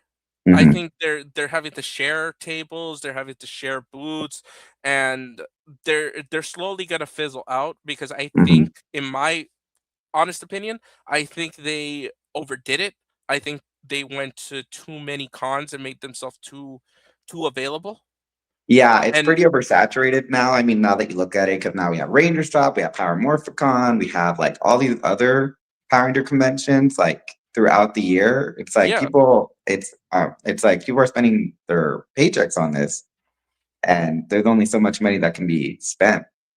exactly. And then, like, I see them at other conventions, like anime conventions and this and that, and their prices are not as big right there because they know that they're not going to be a draw like they are at a Ranger convention. Because I Mhm, don't foresee anyone besides, say, Catherine, I'm not even going to put Amy Jo in there because she always has a line because she's not mhm. widely available like the others are. Yeah, So yeah. again, when I saw JDF, I always assumed because Austin was always at California cons, he didn't want to go because he wanted to stay away from Austin. And I've Mhm, been actually told that that was wrong. There is a reason why he never went to California, but I don't know if I have the okay to reveal that. mhm. Until I get the okay, I can't I can't reveal it, but I can tell you that it was not because of ASJ. It was a personal reason, and until I get the okay, I'm just gonna leave that as it is. But it was not because of that, and there was a reason that JDF did not want to go to California. But speaking of which, like Austin St. John, he's a martial artist. Why wouldn't he, like, I don't know, capitalize and go back to those roots? You know, be an instructor. He's like, not a martial artist. I mean, okay, I am not a martial artist. If I went up against a martial artist or someone who has small training, they are going to kick my, I am not going to. The only thing that I can do is maybe kick him in the nuts or kick him or hit him in the throat, and that's about it. I don't have like rudimentary knowledge of martial arts. So if I go against someone who has rudimentary, of course they're gonna lay me flat. But the thing is that there's so many reports. Let's see if I can pull one up of him not knowing anything. He basically lied. He's the Steven Seagal of the Power Ranger community. Let me see. JDF, Austin St. John, martial arts. Okay, let's see. Because this is the thing about martial artists, that martial artists are all about what they can do. They don't brag about it. They're more of, I will show you if I have to. Austin is not about that. He's always been, oh yeah, I can break 15 bricks at one go. And when he does that, like they step up to him, they're like, oh, I don't know what you're talking about. I think this is it. Really quick, just so you can see what I'm talking about. That Austin is. I don't think he is a martial artist.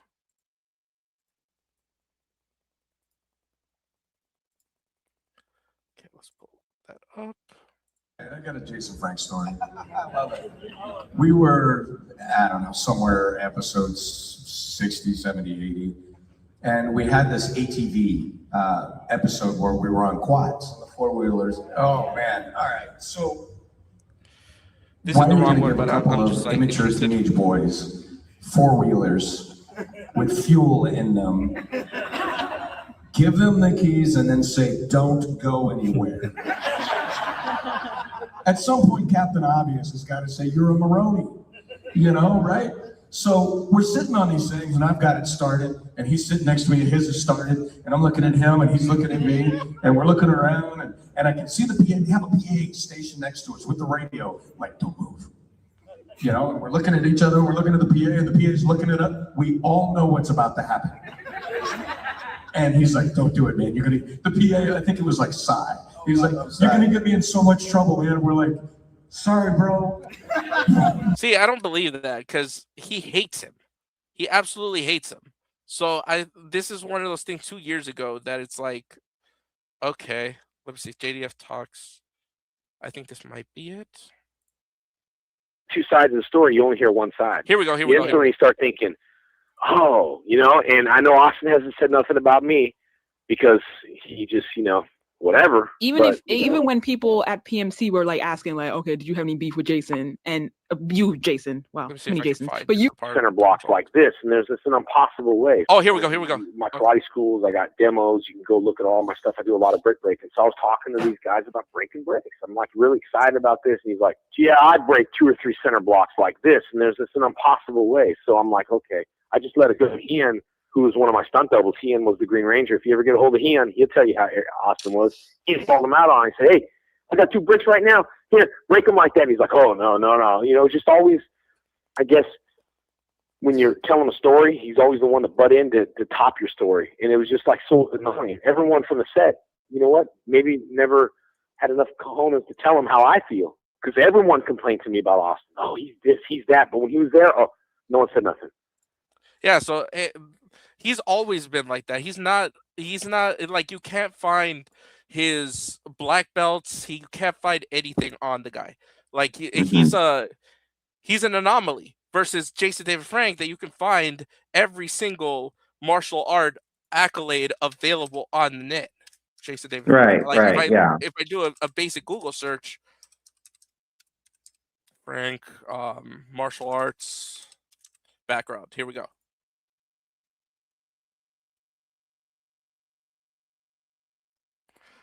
Like I can go here and it should have, yeah, it, look at this. Share screen. Like you can see all his wins, all his losses, his mixed martial arts records, his amateur fights. It's all there. Versus Austin, there's really nothing.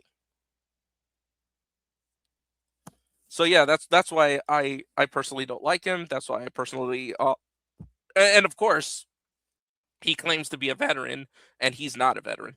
So Yeah, he seems to be a big talker because I was under the impression that he was a martial artist. So I'm like, why wouldn't he just go back to teaching if he's a martial because he artist? can't. He would 'Cause have to he's go. not. He would have to go and get a white belt, and then that would be Yeah. embarrassing for him. You know, that would be embarrassing because, you know, whoever. It's kind of like, unfortunately, Jason David Frank did not want to go to therapy because he was afraid that, like, you know, if he went to a support group or something like that, they were gonna know that he had to go to SAA or something like that, and you know, he was afraid of that. It's the same thing. If Austin goes and does like a white belt training or something like that, everyone's gonna know he's a fraud. I mean, speaking of the semi-retired but going back to martial artist guy, I mentioned it before. I did martial arts for a decade. Okay. When I auditioned, and at the time when I auditioned for Dino Charge and Beast Morpher. Oh, that's right. You said you auditioned Yeah, for that. Yeah. you know, I was trying 10 times harder than people that were taller than me because I'm 5'3".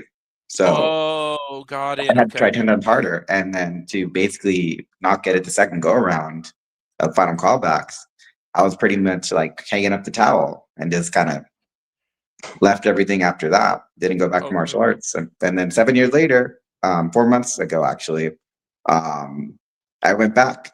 I to a different dojo, to a different sensei. Yeah. And it's humbling, but it's not. I'd say if he went back, it would be very brave of him. Or if he started as a white belt, it would be very brave and humble if he ever decided to do something like that. Because it takes a lot of humility to know that what you thought you were in your prime is not how you are in the present. Of course. And the thing is that, like, if he was just to be honest and be like, look, I fibbed about my martial arts background. So many people already know that it would be like, no crap, Sherlock. And then he'd be like, you know what? I'm actually going to take the time. I'm retired. I have a lot more time on my hands. I'm going to go back and I'm going to take some classes and actually be a martial artist. Like, a lot of people would probably like think he's awesome for doing that. Yeah, definitely. He could probably, I don't know, spin it off into a blog, a Yeah. YouTube blog for all we My know. Morphin Life, exactly. Yeah. If he ever catches wind of this, you know, that'd be He great. will. He will. I guarantee he will, because his assistant is already going to see that there's Austin St. John on the title, and he's probably going to watch what we say when I clip this, and he's just going to be like, all right, like either he's going to listen and next thing we know, he's going to announce that he's going to be a white belt, or he's just going to say fuck you to Angel, and next time he sees me at a con, if he remembers my face, he's just going to be like, oh, I know you. Yeah. Yeah. But if anything, I'd say the younger actors, or the more recent actors, actually are a lot more, I guess, wise to, I guess, growing up with the franchise and having fallbacks, whether it's being models or having like writing books or Well, yeah, because having most their of own, them are like Instagram models before or having their own actually going businesses. into Power Rangers. Yeah. Yeah. So it's like, you know, I understand in some point that the older, like the OG Saban era actors just didn't really have a reference point. And that's understandable, but at the same time, that doesn't excuse the fact that they should assess the fact that they aren't being invited to cons, their lines are diminishing, the demand isn't there anymore. They should be reevaluating their trajectory so that way they aren't trying to basically give the fandom a bad reputation by basically grifting them. Yeah, pretty much. I mean, that's what it looks like it is right now, is that it's grifting, it's, Power Ranger projects because they can't get real projects by themselves, or just trying to get as much money out of people as they possibly can, which I think is scummy. And I just think that a lot of them just feel like, or I'm not in their shoes, but I'm just assuming that they just feel like they're just too old to be at a point where they can pivot, when that's not the case. Oh, absolutely. I mean, There are that's the plenty of thing about people it. who have been at their lowest and have somehow gotten themselves out of that rut. And me feeling like I'm an example myself of being depressed for 7 years, thinking that my life was over after not getting that one role. And then a lot of personal events happened to where I was like, I'm not going to let this happen anymore. Yeah, and I mean, I'm sure if you got really close to the Gold Ranger spot, then you can easily get another project. You can easily go into Law and Order and get some jobs there. And I'm sure, like, you're gonna be fine, dude. You seem like a cool guy. Oh yeah, yeah. I mean, I got my books. I'm writing my books. I'm almost done with the first one. Yeah. I went back to karate. I'm competing in the WKC karate circuit again. I'm working 3 jobs, but I'm hustling. I'm Do you trying to. have a website that I can shout you out to all these people? I don't. It's more on the down low. I got the Okay. Wattpad, but I'm trying to keep it on the down low because I don't want to. I don't want to announce anything until you're it's ready. complete. Until it's Okay. complete, and then once, more than likely at Morphicon, that'll be like the debut of it. But I don't believe in crowdfunding. I think that if I'm gonna do this, I can get it done myself. So And I you're don't not want gonna have to a spot fund anytime feel soon? expected to force it out, if that makes sense. So you're not gonna have a spot fund, is what you're saying?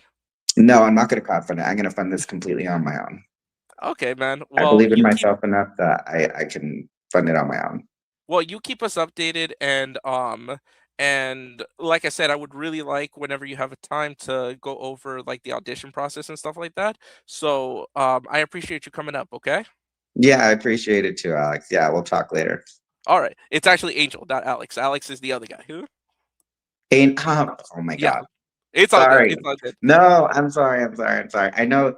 Dude. Angel. Yeah. Angel. We'll talk more, I just okay? kept hearing Alex. I just kept seeing Alex in the chat. I'm so embarrassed now.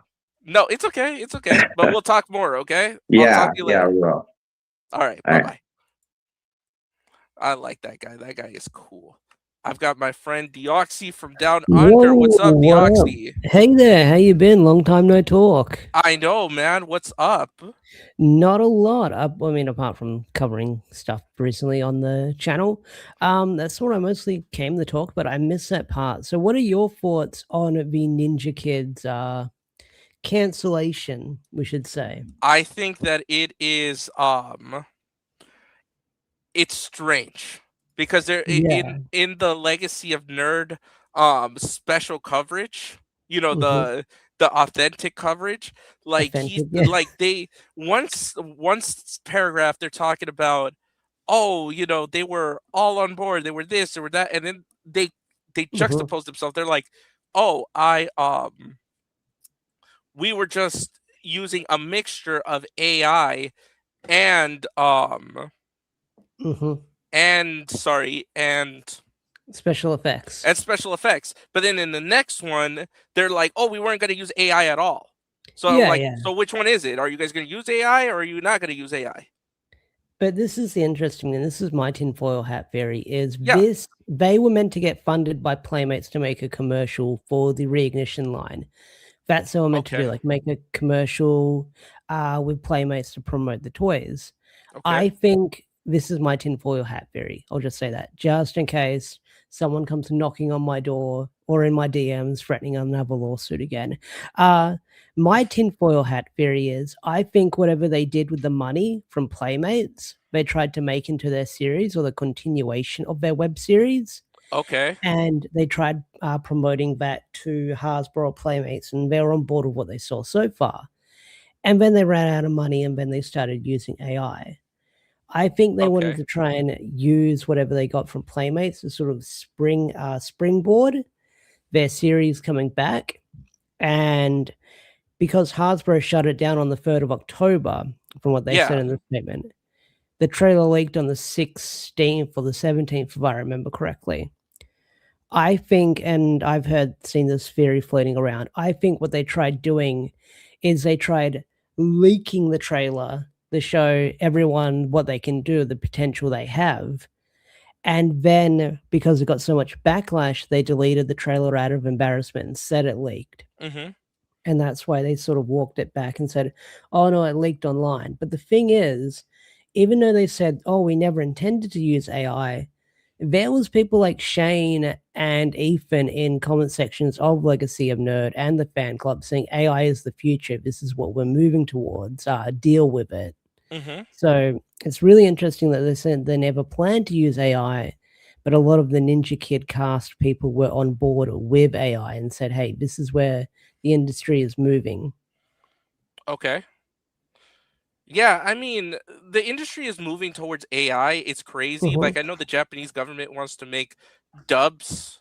Like, the Japanese companies are making dubs. That's crazy. Like, well, I think it's a company within Japan. I don't know the full name of the company, but it's like crazy. Like, they can grab like a Japanese voice actor and then dub that into English. Yeah. Which would be weird because, you know, there's famous. If you're aware of Dragon Ball, the Japanese voice actor for Goku was like pushing 90, I think, roughly about.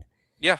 And I'm sure that they want to keep an iconic. I don't know about ever recast it, but depending on what company owns that voice, it does worry me that they could grab a voice like that and make it AI. Because the big tinfoil hat theory or theory for Dragon Ball Daima is because they casted everyone in Japanese except for Masako. They were sort of testing the grounds to see this could be like the next generation of voice actors for that cast. But it's really fucked up that that company that owns a lot of voices owns a lot of dub voices. And I did share this on Instagram, is that there was a voice actor that passed away from cancer a few years ago, Billy Kamaz. Okay. Who voiced Josuke in part 4 of JoJo. Okay. And if that company owns their voice, then they're essentially using the voice of a dead person to sort of supplement their work, which is kind of fucked up. Yeah, and I mean, because we already see them de-aging an actor and using, say, like James Earl Jones' voice for Darth Vader. They've already got the rights to use his voice. What's to say they're not going to use AI to make new Darth Vader voices because guy's dead, so you know how else are we gonna get him to say, Luke, I'm your father, you know? Yeah, and I think he signed some kind of contract for his voice to be used with Disney, if I remember correctly. Indefinitely, yeah. Yeah. So, you know. Oh, and since we're talking about tinfoil hat theories, because I've been trying to get you on for so much time, I actually have a tinfoil hat theory for yourself about the funds for Legend of the White Dragon. Oh, what? Like, you want my tinfoil hat theory, or do you have one? No, I'm trying to tell you my tinfoil hat theory, my friend. Sure. Because I think I figured out where the money from Legend of the White Dragon came from. Oh, what's your theory on it? So do you remember the Space Bears? Yes, I remember Space Bears. Do you remember how much money they had for Space Bears? I think it was 20,000. No, my friend, they got a Canadian grant. Oh, okay. Do you know about Canadian grants? No, I am Australian. Please educate me. Canadian grants are just like US grants and probably Australian grants. Australian grants, probably you're given the money, they're a grant, so like you don't have to pay it back. Yeah, nil interest loan. Exactly. Well, for us here in the US, a grant is given to you. And in Canada, it's given to you. You don't have to pay it back. Okay. So the Canadian government gave them Chris J's company the $4 million to make this thing. Oh, okay. So let's do the timeline. I was actually going through the timeline and I was talking to Erlem about it. So remember, they were supposed to make that money and they stopped payments on it because they didn't want to do it the way that Aaron did it. Yeah, so I remember that. What are they going to do with $4 million? fund into something else. Which? Legend of the White Dragon. No, And you're actually because onto Chris something. J was not was probably in charge of those monies because he was the producer, the producing person on that one, they had to wait until the lawsuit was done. Because remember, they got in a Yeah. lawsuit with that one company because they were like, hey, you guys stop payments on it, we're owed money. Yep.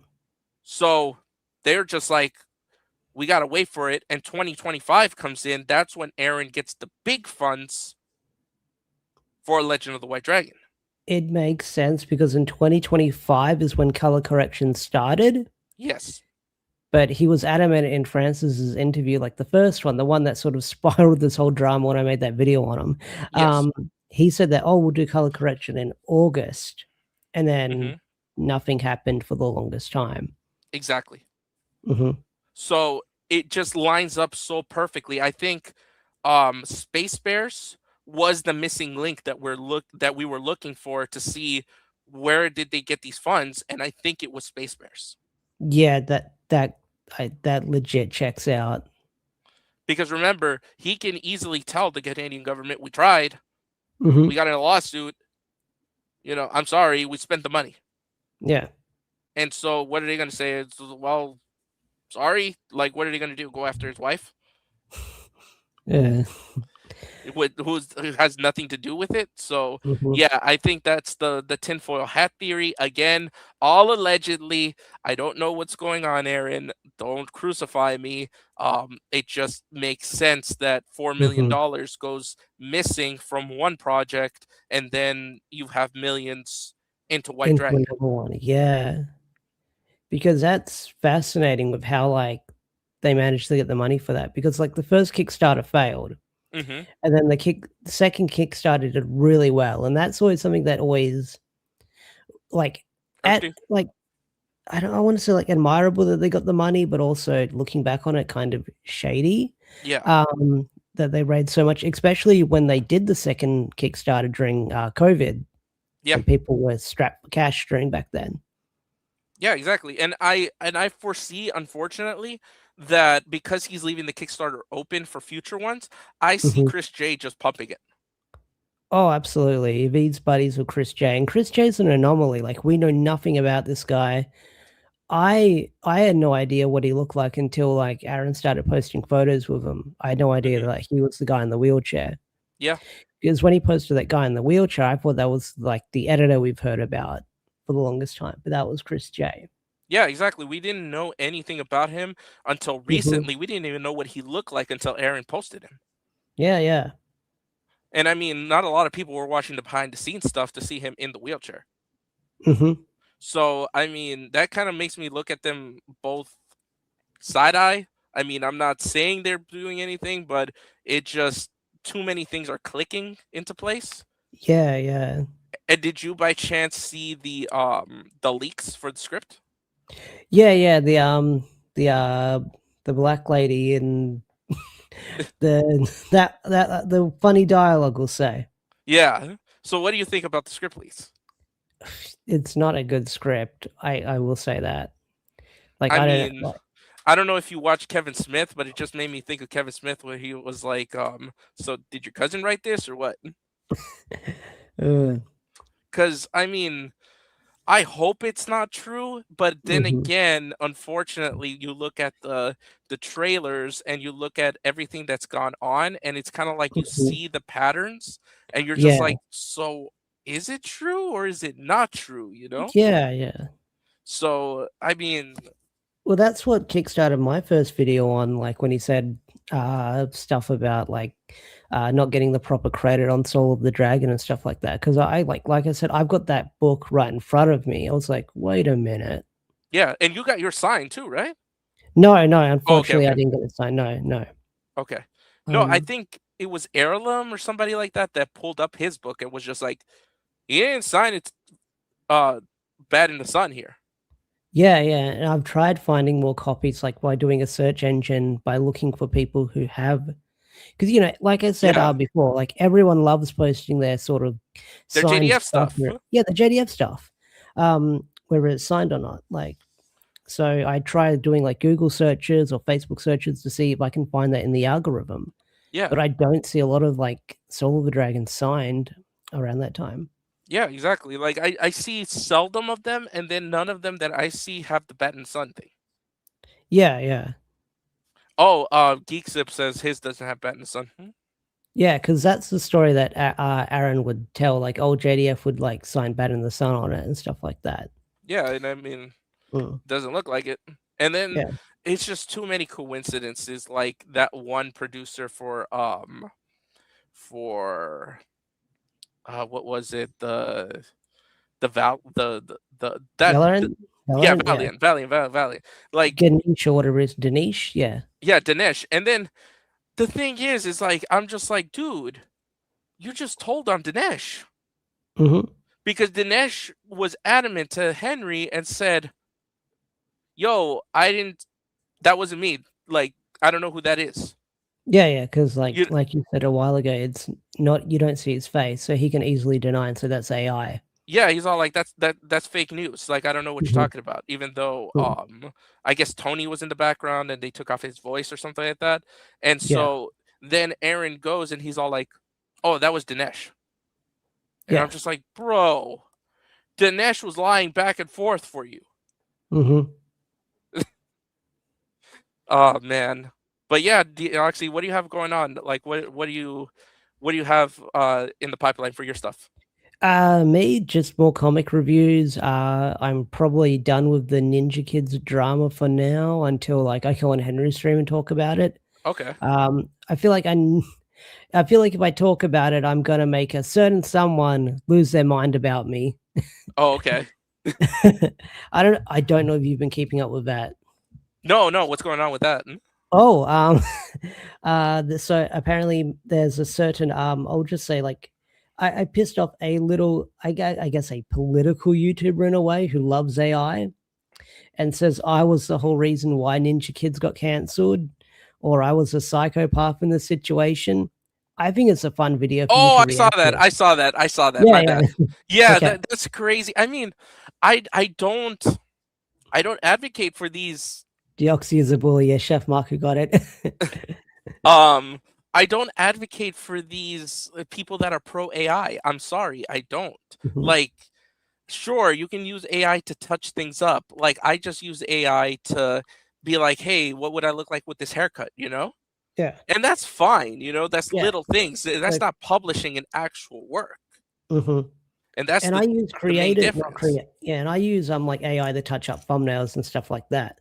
Yeah. Like generative AI, the stealing AI, I'm fully against.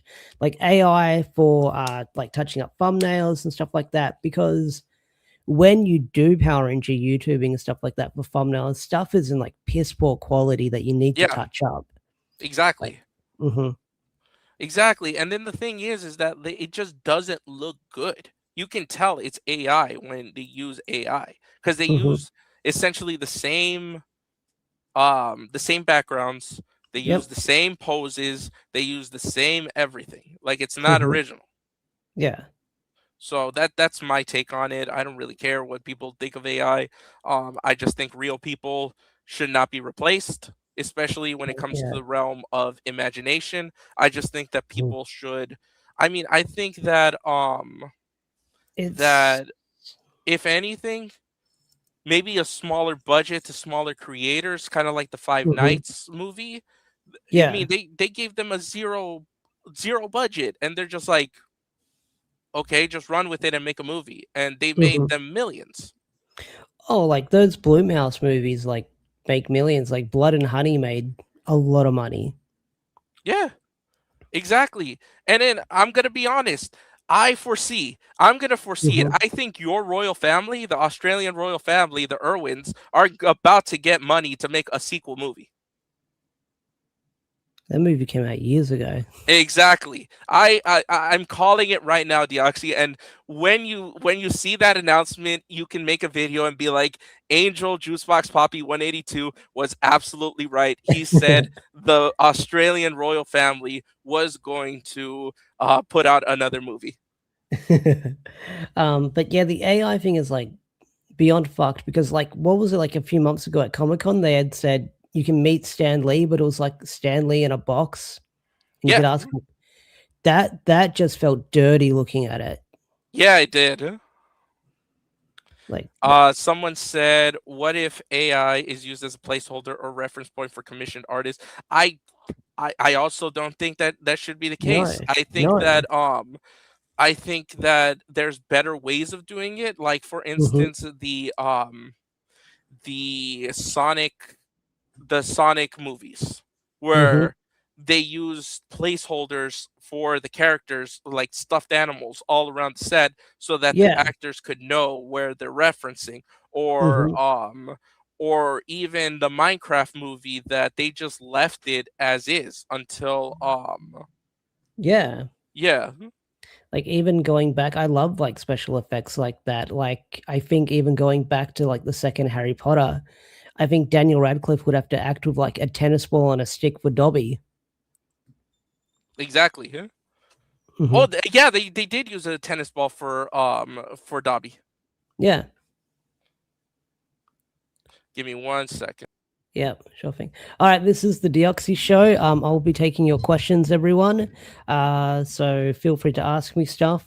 Chat, what do you want to ask me? Ask me anything.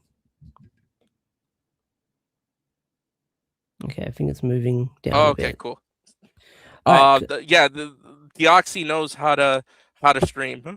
Watch your bro. Yeah, I know. Huh? My wife had to get something from the stream, office. and she does not like to be on camera. Yeah. Did you charge her with? Did you charge your wheels? So just movies and high budget productions. I meant AI in general. No, I don't think that. Okay.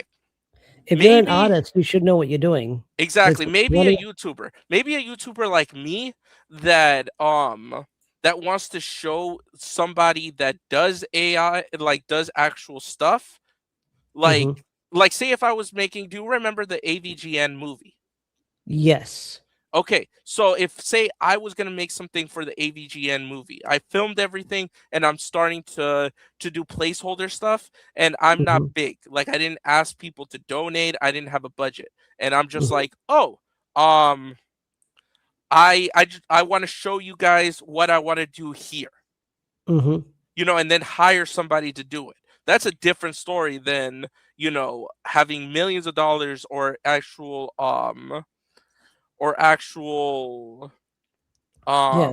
you know, budget to do it. Answering my previous question, Deoxy. What was your previous question, Geektip? Oh, let's see. Oh, the Disney $1 billion with OpenAI. I covered that. I haven't been keeping up with that story. Okay, so Sora AI is now the official distributor of Disney characters for AI. That's interesting. I guess they made a deal with them. Yeah, so basically, this is my thing. So I'm pretty sure this is what is going to go on, is that they license the characters to OpenAI so that they can use Mickey Mouse, they can use Deadpool, they can use the Stormtroopers, so on and so forth, because they're giving them, I think, like 300 or 500 characters. And so I'm pretty sure, like, if you now try it to do it after it's official to ChatGPT or something and be like, I want a video of a Stormtrooper, you know, streaming, talking about his day on the Death Star, probably ChatGPT is going to be like, I am not licensed to do Disney characters. I can do a similar character that looks like Stormtroopers, but is not it. Would you like me to do that? I mean, I don't pay too much attention to the Sora stuff, so okay. Yeah, I've never gone into it to try it out. I've seen people do it, but I'm not 100% sure. And then, of course, you're gonna have to subscribe to them in order to use the Disney character. So, like I was saying, Disney's gonna get a cut of that money. You know? Yeah. Yeah. So that's my thoughts on it. You should make a video on that one, though. Maybe. I'm done talking about AI after pissing off, you know, interesting character. I'll just say that much. Yeah, I saw that guy. Plot twist. I'm like, Ray, where do you find these people? First Reek and now this guy. I mean, they're just no talent hacks that want to actually do something and not learn how to Oh do yeah. something. Oh, You know? absolutely. I mean, even that guy is creating his own AI series for Power Rangers. And the thing is that they think they're not gonna get stopped. Like, Mhm. yeah, Hasbro is just like it doesn't like how do they get clout? Because people watch their stuff in like volumes and they think of them when they're just like, oh, that's the person that does this, this, and this. Mhm. It's not much clout because they're not getting paid for it, but Yeah. that's essentially what it is. And the thing is like both you and I know, Deoxy, if they make enough Mhm. money, like to get on Hasbro's radar, they're gonna get stopped. Oh, absolutely. Absolutely. They're gonna be like, "Hey, cease and desist! You're using our characters." Mhm. Yeah, I mean, that's what it falls down to. Mhm. Have you talked to uh who was it that took Francis to Comic-Con? Sorry, I'm having a brain fart. Kyle Higgins? Oh, me and Kyle chat in the DMs a fair bit. I will say that much. I don't want to accidentally slip anything up. Oh, okay, But cool. So you have been in contact with him. we've been talking. Uh-huh. Probably since the Aaron situation. Oh wow. Yeah. Okay. Well, can you do me a favor? Mhm. Just a little favor. Can you Yeah. tell him that you talked to a guy named Angel who's also a content creator and that he is You the wanna reason that I go to conventions? Oh yeah, no, absolutely will. Like even like reach out to him when you get the chance. Like don't know if his DMs are open. Yeah, I don't think they are. But like, just let him know. Hey, I talked to this content creator. He just wanted me to let you know because I know he's in contact with you. That like, I went to a convention. I think in 2014, and he was there. We were talking about like his Mhm. Nightwing run. He was about to Yeah. start on Power Rangers, and like, Mhm. he had no lines at that time. But I was just like, hey, like, you're the reason I got back into Nightwing. You're the reason that I love Mhm. Batman. Like, I think he's a phenomenal guy. That's all. That's all. Oh, I will say that. Like I don't know if I told the story on your channel or Henry's channel. But when Kyle or Massiverse were doing the special editions for Yeah, you told me. Yeah. yeah, he sent me a free copy, free of Okay. charge. Of the special edition hardcover. But not only that, Kyle's also like giving me like sneak peeks of stuff that comes out like in advance to hear my thoughts on it. Oh, that's cool. Yeah. That's so cool. Like I would love to be like a fly on the wall, like if he ever did Nightwing again, just to give my Mhm. thoughts on Nightwing because I love Nightwing. Well, the Nightwing is thing my is, favorite character. Yeah, I'll send him a DC DM. I highly doubt that he's gonna answer it, but I promise I'll send him a DM. Just let him know, hey, I talked to Angel. This is probably gonna get clipped, Mhm. and he's a big fan. You're the Yeah. reason he goes to Comic Cons. Yeah, I'll definitely reach out to him. But the thing is, like, Kyle is coming back to DC for something we don't know yet because DC is doing the what is it like the Absolute runs? not the absolute run after DCKO. It's like not rebirth. They're doing Rebirth again? No, not rebirth. I don't know what their new like thing is because they did All In. I think they're doing All Out. I have to pull it up, but they're doing a bunch I'm pulling of it runs. up right now. Let's see. DC New Wave in 2026. DC All In. All In, yeah. Or Next Level, I think it's called. Next level. Yeah, it's set to launch in March 2026. Yeah, and one of the creative teams on board for that is Kyle Higgins, along with Daniel D. Niculo, who did the artwork, the story arc, The Shattered Grid. Oh. But the stuff they're doing is like really fascinating. I'm just pulling it up now. Like, what is it? Yeah, Like I'm pulling it up. I actually have it on the screen.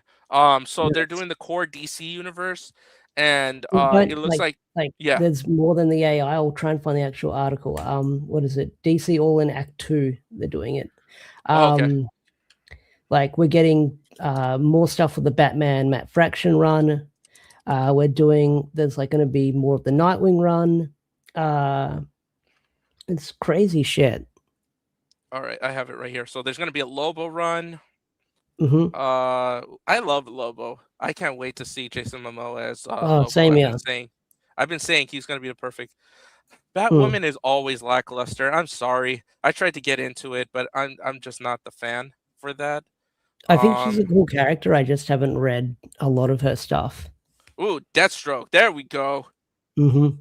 That's what I'm looking forward to. I always love Deathstroke. Does it say the creative team on board for it, or? Yeah. Tony Fleeks and Carmine the whatever. Hit Control F and see if we can find Kyle's name in there. So hit Control F. All right. Kyle Higgins.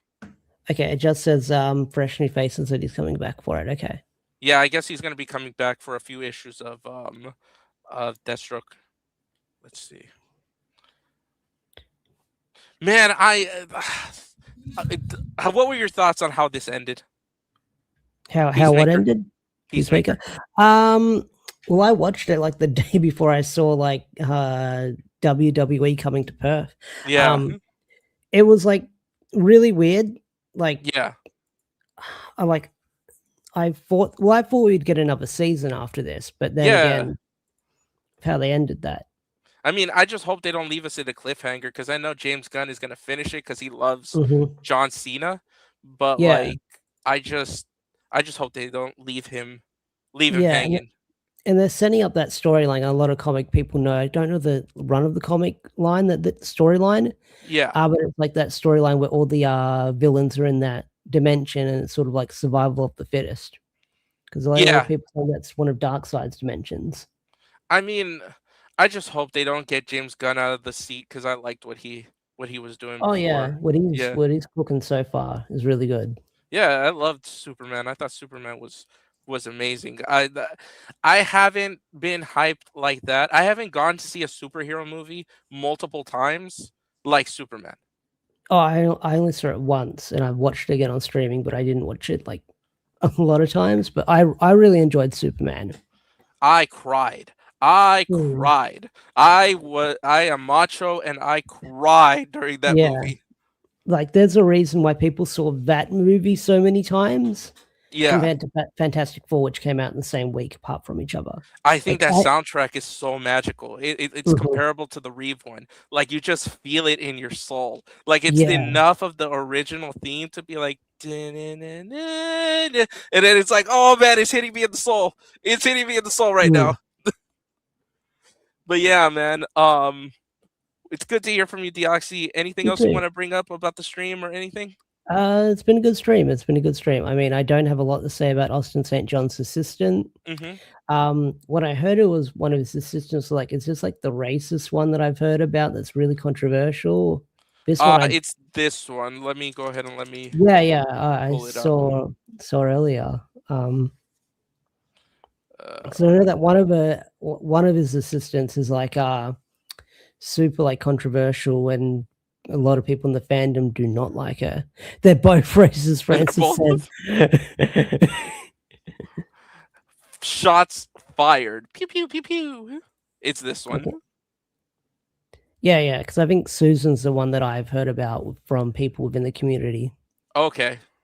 Yeah, I've heard of Mel a lot. Like, in passing, I've heard like, oh, Mel is with Austin today. Susan's with Austin and stuff like that. So yeah. All right, DRC. Well, I'm gonna let you go. I'm gonna get other people up, and it's a pleasure. Always come by. You've always got a fast pass. So all right. much. Thank you. All so right, much. man. Later, man. Bye. What's up, Chef? Yo. What is up, my man? Not much. So, what do you think of the stream? Did you think of anything else that you wanted to add to the discussion? Let's see, the AI stuff. We said before, use as a placeholder. I haven't used it, but I think as inspiration would be good. You know, as a baker, or I guess chef / musical person. Yeah. Use it for inspiration, but don't have it be the final, word. Yeah, exactly. Like I think as a placeholder for a smaller creator, like say a one-man person like myself, like that's fine to show someone else, be like, oh, this is my vision. Right. You get what I'm saying? And then pay them to make the vision, or like like say if I wanted to get a tattoo, right? Mhm. Like if I just put it on AI and I'm just like, hey, could you do something like this? And they can be like, yeah, I can do that, and it's totally fine. It's just when they use it as the end all be all, you know? Yeah. Like for instance, my tattoo. This is not an original tattoo. So when um he did one for my wife because we got a combo deal type of thing. He gave her Mhm. like a watercolor thing. It's so beautiful. It's an Oh, original cool. piece of art. He posted that one. And then I was just like, "Hey, since we're getting that tattoo, can you just, do also this one for me?" And he's like, "Yeah, I'll do that one cheap for you since you're buying the other one, you know?" Right. But he didn't post mine because they're not original works. They were just Okay. coming out of the internet and just stenciling it, you know? Yeah, that makes Like, sense. Yeah. that's a difference. He was gonna be like, "Yeah, I'm gonna post your wife because your wife is an actual work of art that there's no other one like it," you know? Versus Exactly. Yeah. yours that I just did a stencil for it and I gave it to you cheap. Mhm. Yeah. Yeah, But and yeah, then that's Mhm. and then on the oh Jesus, the assistant thing. Um, back to her maybe possible income that she has. Yeah. And if she does get any other income like disability, I get disability from the military. Okay. And I know we were talking about it the other day, but they can't take that away from you. They can Okay. increase it or decrease it, Okay. but they're not gonna, just rip it away from you. So say um me and I'll say Francis get married. Okay. Okay. Even if she says she wants half everything and I gotta give her alimony, she's not getting my money, my VA money, that is. Okay. So, but I'm only getting like beer money. I'm not getting that much. Okay. So Yeah, I it mean, from it's what it's I've a heard, slippery they don't slope. take they don't take care of you guys great. You know, that they take care of you a little bit, but not great. Yeah, I've seen it get a little bit better, but in San Antonio we had uh, a second issue of uh, deletion Mhm. in front of our VA hospital Yeah. this year, and I'm like, ooh, okay. So everyone has their own different experiences. So it's they I don't know. You gotta find the right VA, which Yeah, sucks. yeah, yeah, You yeah. know. Yeah, I Yeah. mean, that's crazy, man. But anything else that you wanted to elaborate on or anything that you wanted to highlight from the stream? Yeah. And then just highlighting the convention guests, I guess. Okay. I've only been going to cons for like a year, and s- I've met a few wrestlers and probably 10 to 15 Rangers. Okay. 95% of the Rangers seem like really cool and they really want to chat, ranging from Peter Sidarso and Christiane down Yeah. to Tracy Lynn and Kat Nakia. They all seem like uh, they wanted to be there and interact. I've I only had mean, one I've that was always kind of said like, it. I've always said it, and I'll continue to say it. Tracy Lynn can steal my car anytime, and I'll give her a 10-minute head start before I call the cops. yeah. And there's only one, well, two that were kind of like iffy. Geiger gave me the fake military story and kind of Okay. guilted me into not deploying. I Oh, got banned from really? there. What did he Yeah. tell you about not deploying? I told him my job, and shit, he just made me feel bad, I guess, for not deploying. But my mission, I wasn't chosen for those missions. Okay. My mission was to provide support to the units in California and around the country. Okay. I never had mission to go blow stuff up. Okay. I'll say, yeah. And then Monica May, SPD Yellow. Oh, right. Yeah, yeah, yeah. Yeah, she was just there, collecting a paycheck. That's what I feel like when I saw Blake Foster, when I saw ASJ, when I saw um the SPD Red Ranger, Oh, Brandon. Brandon or whatever his Yeah. name is. Yeah. And David Fielding. Okay. Like David, I didn't even know the guy. It was like maybe my first time, and he's bitching to me about how Haim treated him, and I'm like, dude, Oh you signed God. the contract. Yeah. Like, what do you want? Like he didn't know it was gonna be um a big thing. What was the actor who made you feel bad? What do you mean by feel bad? Like sorry for them, or like their situations? Let us know and we can do it. David looks bored whenever I see him. I think he has resting bitch face. Probably, yeah. I think he has resting bitch face because he really does like his fans, and he does do a lot for fans. I just think that he has that resting bitch face, and he's easily triggered, if that makes sense. The military deployment thing? Austin St. John. Austin St. John. Oh. So when I met him, I had all the drama, you know, I didn't bring anything up. I didn't bring tax fraud, no, nothing. Hey, I'm a big fan. Here's your You fan didn't club tell picture him that you did. like Brent that you knew Henry Resilient? No, not at all. I brought my original fan club pictures, MMPR fan club. I was like, here's what you gave me, or here's what you did. He said, cool. And I was like, oh, you served in the military. He's like, oh yeah, I was a medic and blah, blah, blah. Just whatever he was saying just was, I didn't think it was legit. And if it meant everything that we've been talking about for the last year and a half that I've been around. Okay. Right. Oh, so did he tell you that he was deployed or did he not? What did he say? I'll have to go back to the voice notes and what I typed out that then. But I think he served in the Middle East as a paramedic. I think, and then he had to shave his head so he didn't look like himself. But then he grew an Osama bin Laden beard to fit in with the locals.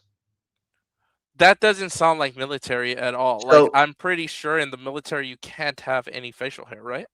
Not overseas. Besides a mustache, maybe. There's a religious waivers now. Okay. But that was what, like late 2000s. Mm-hmm. Yeah. Once he said Osama bin Laden beard, I was like, nah, man. Oh yeah, that sounds like Blake right there. All right. Yeah. So that was pretty much it. Just the actors they're there for money, and I'd rather spend my time and money supporting local athletes, like at the local wrestling shows. Honestly, I would rather, and I will clip this as one of those shorts. I would let's start it right here.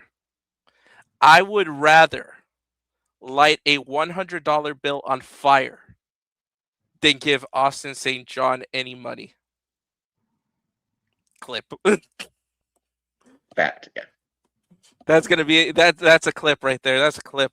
I would rather light a $100 bill on fire than give Austin St. John $1. And I have that sword. I have the sword there, and I would love to get it signed by the Red Rangers, but there is no way that I'm gonna have Austin touch that sword. Nope. Oh no. Well, and the tables between you and him are like 5 feet away, so you gotta like. Yeah, I gotta like hand him the sword like I'm knighting him. And that was another fucking weird thing. It's like he had 2 tables stacked, so it's like 4 feet between you and him. But with Bulk and Skull, we were like nearly kissing for like the 5 minutes we were talking. So yeah, I mean at Morphicon they were just right next to each other. Like you could go around the booth and you could. I think they had the couch there too, like that you can sit on. Oh, like one of them owns the couch that was in like the scene or something like that. Oh, cool. Yeah, so I just thought that was cool. Like I just like Jason Narvi and I like Paul Schreier. They're jokesters. So like I would love to, because last Morphicon I wanted to see them, but I think Paul got sick or something like that. So I didn't get to see him. So I would love to sit down with them and just be like, hey, what's your funniest inappropriate Jason story? Like I'm not gonna record it. I'm not gonna tell anybody. Yeah. Yeah, they were pretty cool. I showed them the same pictures too, and I was like Okay. shaking like I had Parkinson's. I was that nervous showing Oh them these wow. fucking pictures, and they're cool guys. Yeah. You know, so That I also met JDF at the same con as Blake, and he was honestly uninterested, and it bummed me out. That was my second time meeting him. I met him first at the Red Dragon Dojo, and he was way more. You know what? I think Morphicon and maybe Francis can like can help us with this. I think Morphicon stressed him the hell out because it was so big. Like, I remember when I went 2016 to meet him, it was just so many people and so many stories that at some point he was just like, "Yo, go, go, go, go." probably yeah. And then Francis says that he never ate too. And during my time, he didn't eat. He went to his panel and he was signing. Oh I felt brother, so bad.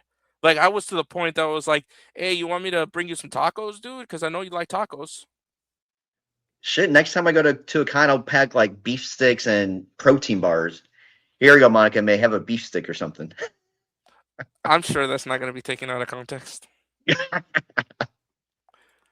It's why I can't do Morphicon. I get claustrophobic. You know Oh, that'd what? be like too much. It's Yeah. not as bad as before. I want to say when it was at Anaheim, that thing was a monster. But now, it's like any other con. It's not full.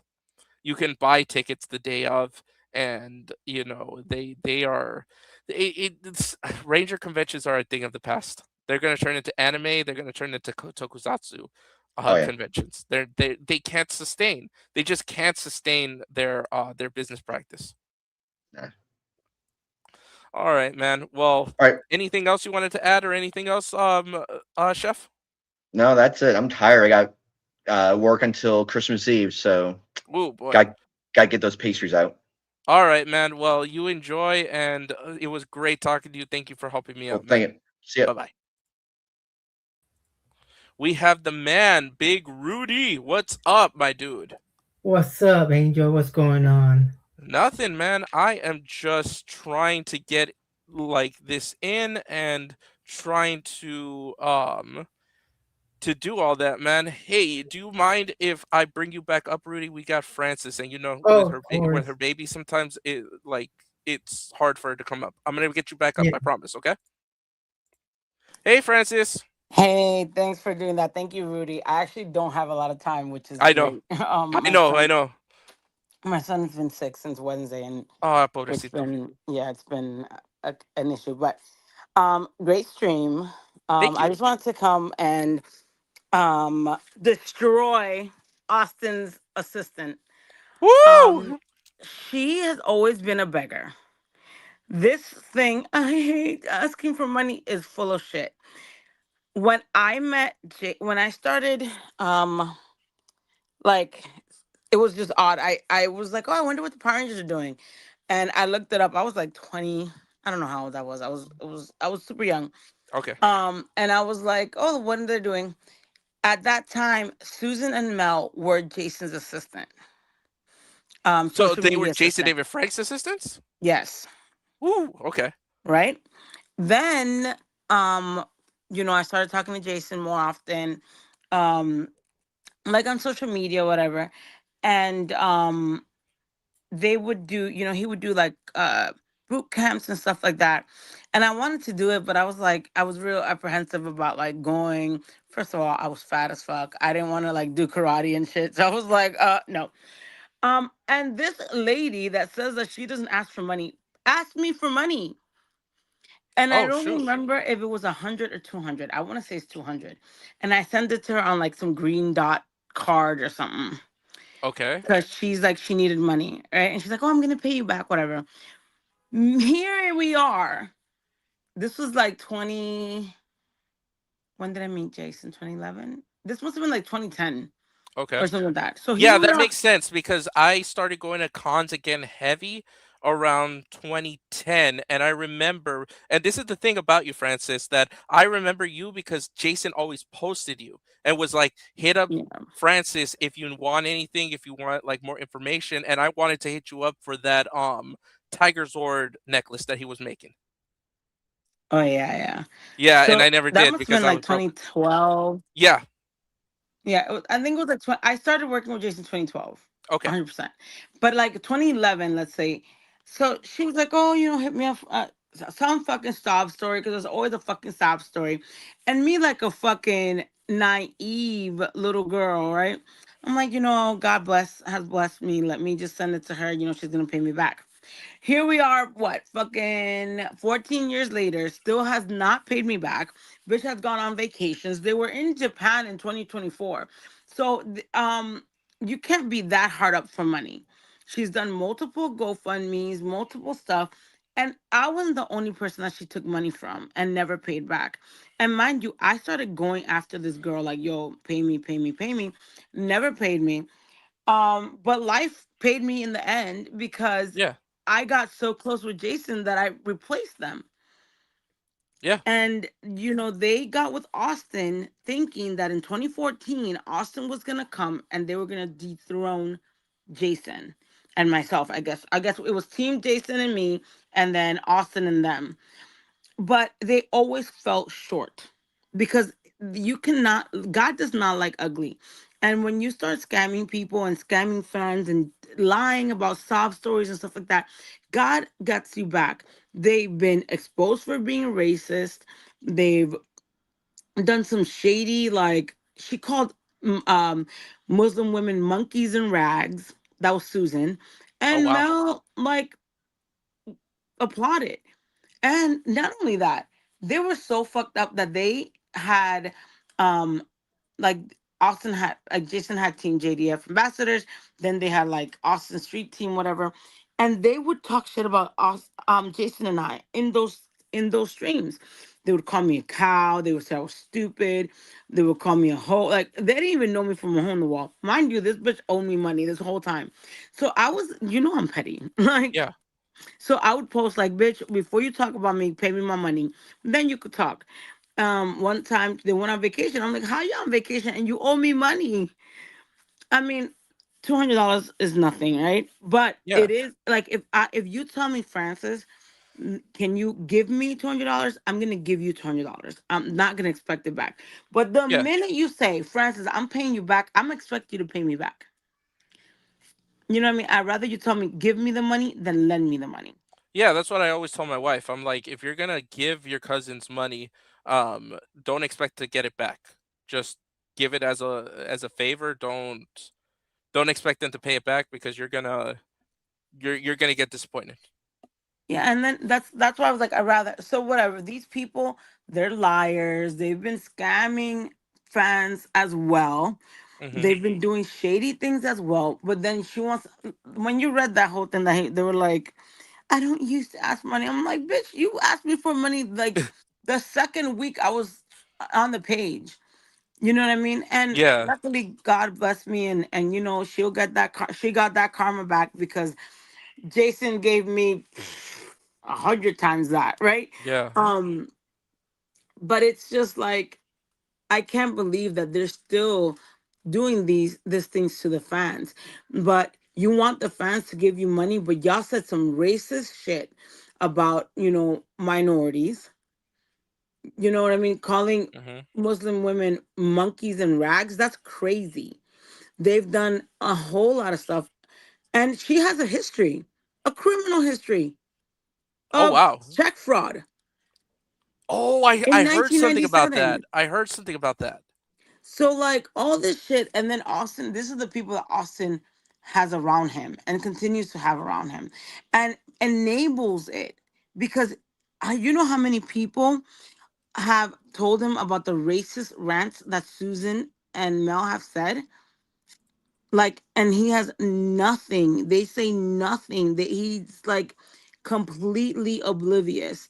And he can't say, oh, I didn't know, because I know for a fact big time Power Ranger bloggers have adjusted with him. Wow. So That's bullshit. They're all bullshit. I mean, they belong together. They thought Austin was gonna come and dethrone Jason, but all they are is they use people, right? Yeah. I thank God, I know how to do graphic design.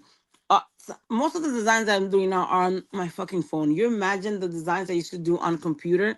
No, You need to you used to do the Jason ones. I remember your designs. Your designs are really good, Francis. Thank you. But like they could never, and it would Jason and I would just laugh like, oh look, we would post something this week, 2 weeks later, they're posting something similar, but it would be like Timu JDF. And that's what Austin is always gonna be. Austin will always be Timu JDF. Yeah. Because he's never going, they would never reach. They would never even like when someone's like forced, it feels like they're forced. That whole thing with the fans, he's forced. Forced grandeur. I went. Who the fuck would believe I grew out a beard? Like Osama bin Laden. That just even In the sounds military, fake. like I told Chef, I Exactly. was like, that doesn't make any sense. That's like if me, when I was working with the LA County Fire Department, I was like, oh yeah, I had a full beard in the fire department. It's like, what? You can't And have a full beard in the fire department. You can and have a it's not even mustache, but you that. can't have a beard. His reason for growing out the beard was so he could look like the locals. Austin is white, white, white, whitey, white. That's How what I would was thinking right now too. what is he gonna? He is not gonna mix with the locals. What is he talking about? Like it's just mind-boggling to me. Yeah, Mind-boggling. like I can fit it with locals with a beard, with a full beard. Like, sir, you look like a white boy with a beard. Like it's just so many things that I could just keep going. But these women, I mean, Javi was. I don't know if Javi's still there here. They're just a cancer. They're a cancer. Um, to the community because it's like the Power Ranger community has already been scammed enough to Yeah. the Rangers are scamming, the fucking Rangers assistants are scamming. Like that's like wild. And to me, I was blessed to be Jason's assistant. Jason paid me very, very well. I can very, very fucking well. I'm sure. Jason was smart. He was very smart. He didn't have the degree, but I think, and No, he maybe was a you could let genius. me know. I think he went to the Heim School of Saban, and Yes. Heim taught him because the way that he moved was so Heim. And it's crazy because I was actually talking to someone today. He taught me so much about the long term, Yeah. right? Everyone now is just thinking about the short term, spot funds and kickstarters and this that, but they're not thinking about the long term. They're Yeah. not thinking about, hey, maybe if I give this for free now, in a year I'll have double. And that's exactly what he did. Yeah. He gave shit for free. He did things for free. Whenever a fan asked him for something, he did it. And it ended up, what did he end up with? Loyalty. The next time that person came, they paid triple, four times. There are people that paid even, $800 in a sitting. And they would not feel robbed. Like right now, if you Yeah. go to Austin's booth, you're gonna feel robbed. First of all, he looks like shit. Yeah. Like, at least if you're gonna charge $120 for a fucking picture, dress the fuck up and look like an actor. Don't look like a Joe Blow from across the street. Yeah. You're Even charging more than William Shatner. At least make my picture look good. exactly. And Jason always taught me that, like, I'm telling you, I will never forget anything that he teaches me. I use it every day. I use it, I use it in my regular life. That's how I run business. That's how I run my real job. That's how I run it because he's taught me so much. He would, I can tell you a story. I know it's gonna sound like people might. I remember one time I went with a fake. I don't remember if it was a Louis or a fake. No, I didn't have a fake Louis. I never got a fake like Michael Kors. Like I Yeah. didn't. I wasn't into brands, and I just saw it. I thought it was cute, but it was fake, obviously. Hmm. And I remember that he was like, he looked at it and he's like, hey, your representation of me. Like you could never don't wear that again. And I was like, oh, I didn't even fucking know. Like, I just saw it in the street and I thought it was cute. And he's like, yeah, I know. And I think like the next week he bought me a Gucci. You know what I Yeah. mean? Like he knew how to. He knew that if I look like shit, I was a representation of him. When I used to So do like petty I shit told online, he'd you, be like, stop. yeah. He's like, no. You know what I mean? No, I told you I worked for a rock star too. So I was an assistant for a rock star, and the same thing. Like I never thought of dressing stuff like that, but then he's all like, "Yo, you're a representation of me. I'm not asking you to put polos on or nothing like that, but at least put on a brand." Yeah.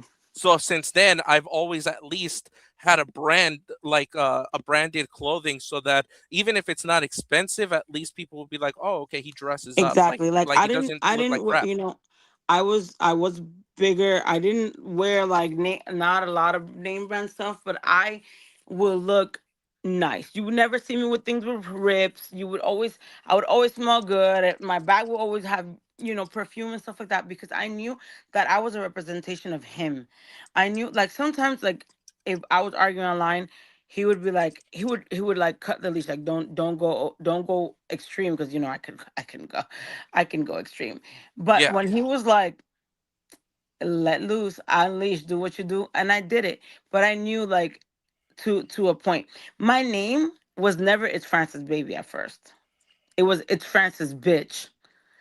And I remember he was like, I can't have Jenna follow you. And like, if there's kids that follow me, I can't be like, hey, DM It's Francis Bitch. So that's when Yeah. I changed it to It's Francis Baby. Because he was the one that pushed me to start social media, just like he was the one that always pushed me like, hey, start a YouTube. But I was so shy, not shy, because I was just so self-conscious, I guess. Yeah. I have never been shy. I was just so self-conscious, like, oh, people are gonna talk shit, and I It's know funny because me, we're I'm gonna both be the us. same. This was when I first started, like, hanging around that rock star and being the assistant. Yeah. I was super big, and then, like, I think that's around the time that JDF really, like, started doing his weight loss thing, so I was just like, "Okay, cool." I think font pushed me a lot, and so that's when I started going, like, really ham on the weight loss. Yeah. I mean, Jason, the same, what was good? He always said to me, you look beautiful at your size. But, when I told him like, yeah, but I want to lose weight, he would push me. You know what I mean? Mhm. And always, even from the beginning of time, when Susan and Mel will call me a cow, yet bitches, y'all fatter and uglier than older than me. I mean, let's get it together. Yeah. But sorry, I have to be petty. Um, he would still be like, hey, don't listen to them. You're beautiful. Look at your face. They wish, he never put me down for my weight. He taught me a lot of things like, hey, you're the representation of me. I would never like go out, even like when we were in Dubai. Um, Mhm. it was a little, Dubai's a different culture. You Yeah. can't really wear low cut stuff. You can't really wear really short stuff. And I remember it was hot as fuck, like hot as fuck. And I had a jacket, like like a windbreaker, like a pink windbreaker jacket, Yeah. which I lost, and I love that jacket. But it was like a pink windbreaker jacket, and I lowered it like a little bit because it was so hot in Dubai. And I remember like a parent or a guy, he was dressed obviously and he said something to the con like, you need to get her out because she's not decent. Mind you, it was like minimal cleavage. Like it was just even, and I remember that Jason was like, what the fuck on, y'all not kicking her out for nothing. Like, you know what I mean? It was just Yeah. a person, he really went, just like he went out for his fans, he really went out for me. And I think that Susan and Mel, they thought that Austin was going to do that for them. To my understanding, he doesn't pay them. They go to shows, and I guess, I mean, that's probably what they get paid in, being able to go to shows in the back, because all they want is the fame and notoriety that people know that they're his assistants. But that wasn't the case. Jason was very giving with me. I don't know about them, but with me, very giving. He saw that I would put in work. This man would write to me at 3 o'clock, 4 o'clock, like that. He was a genius. His mind was always working. And I would match his thing to the point that it was so much. He was like, Francis, so much. I need to get someone else too. And I'm like, sure, go ahead. Like I wasn't even bothered. But they wanted to dethrone Jason, and they thought they could, and it backfired on them.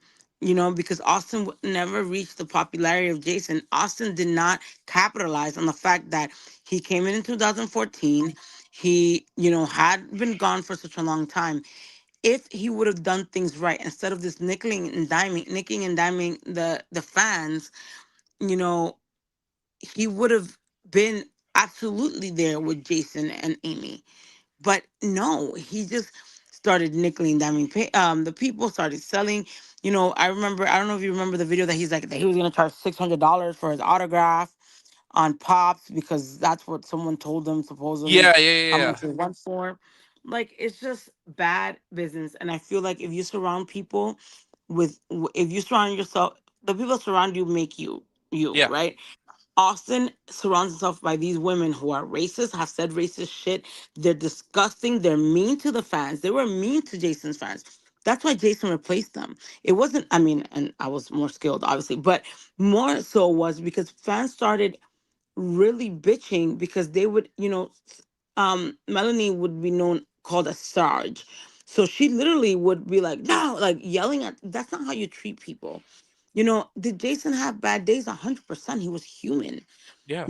There were, like you said, there were days that we didn't even eat. New York Comic Con, we wouldn't even eat. I swear to you, I carried more like, he used to like Cliff Bars, Snickers. I carried more of that for him, Red Bulls, obviously, because we did not have a chance to eat half the time. And it Yeah, he became was so always crazy on the that with go. time, like, He was always on the go. That exactly. Power Morphicon, you weren't there, 2016, because I was looking for you because I really wanted to meet you. At the time, we No, didn't I know each didn't other. go to, Cali. Yeah. So Yeah, I didn't go to Pharma. yeah. So I remember I felt so bad for him because like I could tell he wanted to move the line, but other actors would cut the line to have a whole conversation with him. Yeah. And he was backed up so much to the point that like me and my friends were stuck in the same spot for like 3 hours. So the whole time we were just trying to make him laugh. Yeah. Yeah, we felt so bad. He looked like he was And stressed the hell out. that would always be, that would be a lot. That would be a lot of shows. New York Comic Con was the same thing. And and a lot of other shows, Salt Lake City, like it was just a lot. But my point is, I reflected him. Yeah. His assistants were, as much as I don't care for Nicole also would never look like shit because we were a representation of him. I don't care about what these dumb people that met him for 20 minutes want to say, you know, um, about, it's just dumb, right? Yeah. They want to say, oh, I knew Jason. No, the fuck you didn't. No, the fuck you didn't. Like, if you knew Jason, you would not be talking all the shit that's coming out of your mouth. All these things about, uh, let's say people say that, oh, he wouldn't fuck with Henry. How the fuck do they know? Oh, he wouldn't fuck with this person. How the fuck would you know if you didn't know him? You know what I mean? It's just a lot of things, and I'm sorry that I'm rambling, but my No, main you're point not. is that I would never go on, I would never go on or do anything that would affect his image. I would never No. do that. There was a point that it did get a little heavy between the assistants and I. Like we would argue like online, and people were like, and he would see that I would visibly get upset, and he was like, "Yo," it gave him to the point he's like, just fucking ignore them, fuck them, like they're not at your, um, they're not at your level. And then I clicked them off and never heard of them again until now. Um, but it's funny how it doesn't matter how much you hide, and this is for everyone. Doesn't matter how much things you hide in the dark, they always come out. Whether it's 1 year, 2 years, 3 years, 5 years, 10 years, they will fucking come out. They would fucking come out because that's how it is. You know, all these people you see, let's the owner of the grid, like Shay says, talk shit about you, fucking talking shit about Rudy, about Rudy's disability, talking about your situation, all that. And then he says, oh God, whatever. No, God does not like that shit. Yeah. You will reap what you sow, and you will reap it no matter what. We all pay. We all pay for what we do here. So that's why, am I perfect? No. Have I fucked up? Yes. But I feel like I'm not a bad person, let's say. Am I a petty bitch? Hell fucking yeah. Am I gonna be nasty if you're nasty? Yes, 100%. Um, but these women, they come and do this stuff and think that no one's gonna cover them, or no one's gonna tell the truth. You've done racist shit. You've done fucked up shit. You scammed fans, and I hope they fucking see this video, and and other fans see this video and don't donate, because just like you have the fucking gall and audacity to say racist shit and concur with someone that says racist shit, then you don't deserve the help of fans, because Power Rangers are not about racism. They're not about discriminating disability. They're not about calling people f bombs and all that shit. So I'm just throwing shots at Rican. Sorry, No, it's all good. Rican, fucking Mel, Susan, all that. They don't represent Power Rangers in any way. In any way. Talking about kids and SAs and all this stuff is like disgusting. And I'm glad you fucking brought it up. What else No, was I for gonna sure. say? I think it's important to bring up because, like I said, like I think Austin's gotten himself in too much hot water that even the assistants are now having it. It just doesn't make sense. Well, I mean, I always knew that he didn't give them that. That's why they were so bitter, because Jason was their cash cow, right? Yeah. Jason would give them. They would charge him for stuff and say things, and things would go. It's just a lot. A lot Yeah. of things happened, and I replaced them. And because Jason got tired of the fans complaining about them asking for money, well, specifically Melanie asking for money, being rude and disgusting to the fans, that happened. That was one of the main reasons. And then for Austin to hire them just to like out of spite for Jason, it backfired on him, because everyone knows. Why do you think they say Team Austin? They don't say Susan and Mel anymore. They used to say, when they wrote on his page, Susan, Mel, but because of the backlash from the racist posts and all that, he probably told them like, just put Team Austin so no one knows it's them, but we all know it's them. Yeah. We all know it's them. What else were we gonna say? I don't know. You were talking about something else with Oh. Deoxy, and I forgot. Oh, Deoxy, we were talking about Sora AI. We were talking about I brought up the him coming to Cali thing with Jason. Like we talked a lot. Yeah, I forgot. I was gonna say something else, but I forgot because I just wanted to come and talk about the assistant. Okay. But I forgot. You said something else in your stream that I was like, oh yeah. Was it about Jason? I think I don't Okay, remember. I said it was the reason why he wasn't coming to Cali, and I said that out of respect, I wouldn't disclose that information.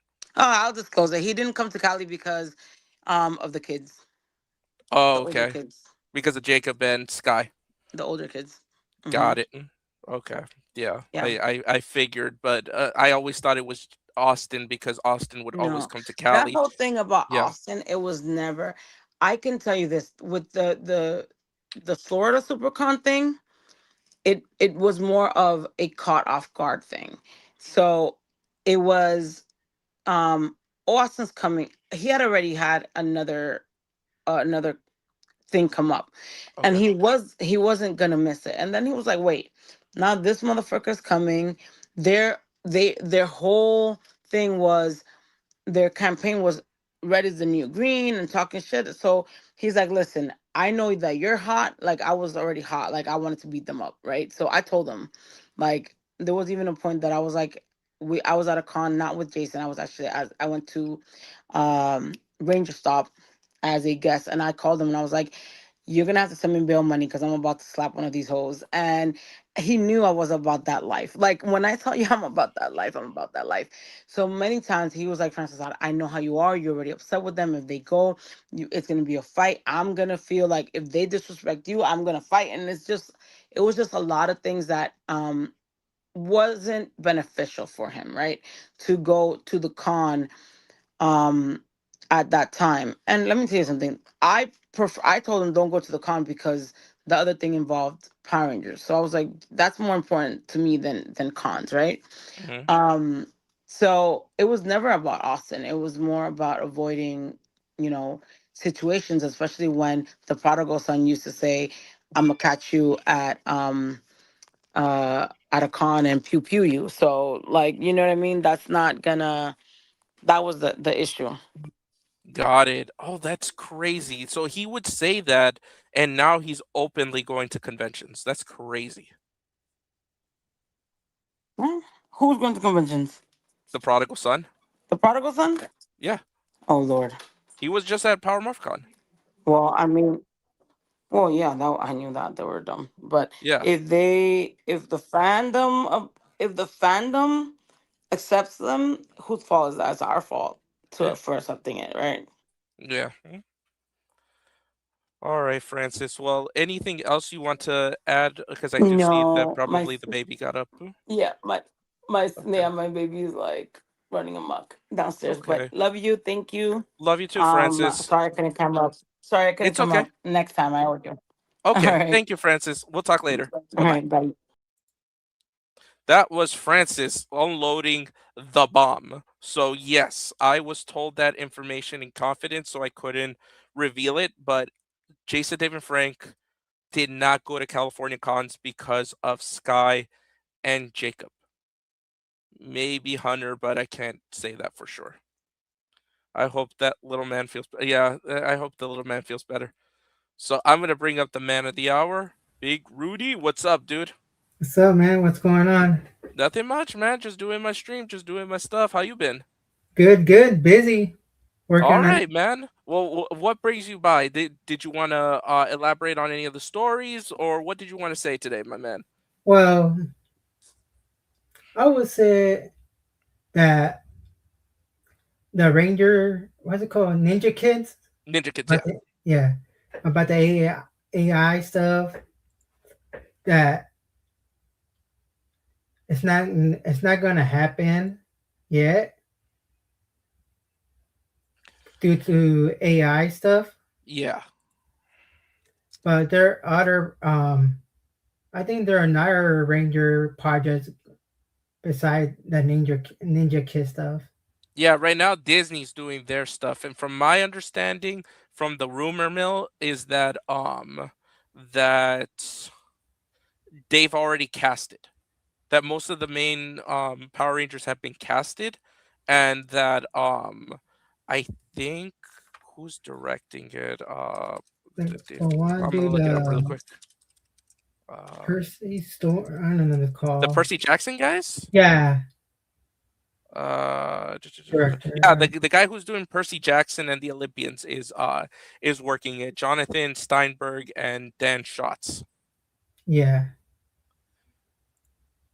So yeah, it and that's the thing. Disney is not shutting them down. That's the thing about it, because if Disney were to be jealous of the Ninja Kidz stuff, then they would have just said, "Hey, Disney shut us down." But they're not saying Disney shut us down, because if they did, that would be slander, and then Disney would go after them. Definitely.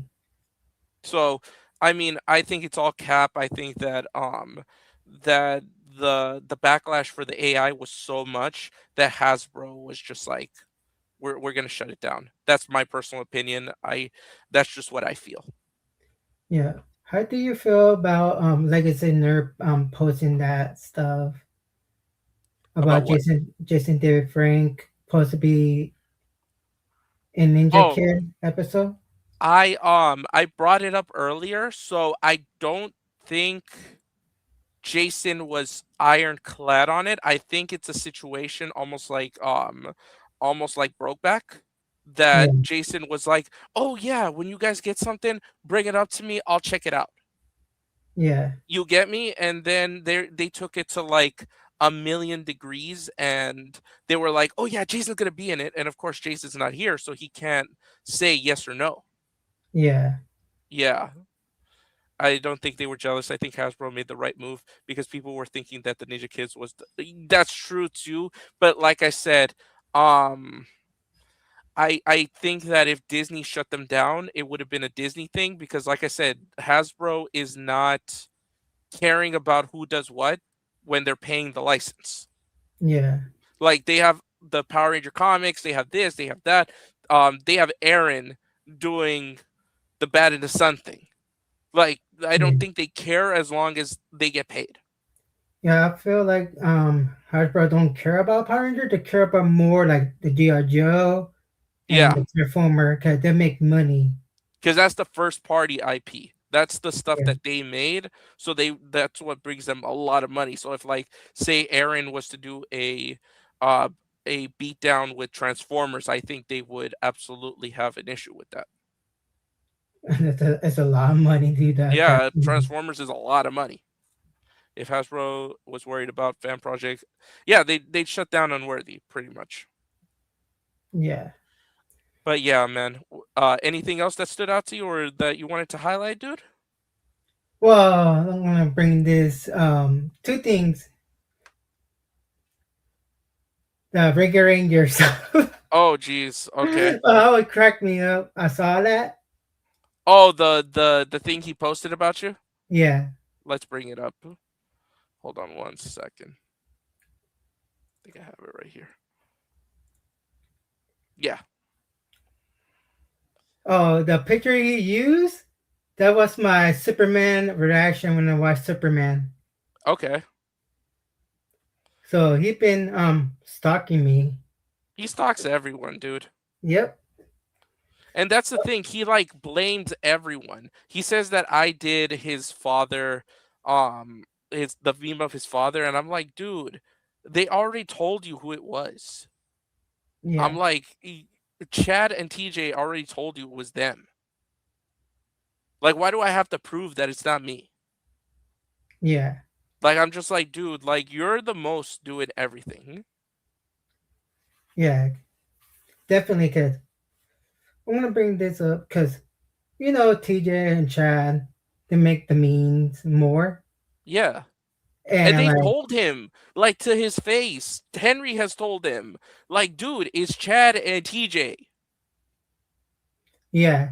But And he's like, oh, no, it was you. It was you. I'm like, bro, today it's me. Tomorrow it's going to be Nerd Talk. Whoever pisses you off the most, it's going to be him. Definitely. Yeah, and I'm just like, and it's always shit and dicks with him. Mm-hmm. He's like a little boy. He's like a kindergartner. Like if a kindergartner wants to insult you, they're gonna say you look like poop. You smell like poop. You look like a butt. Mm-hmm.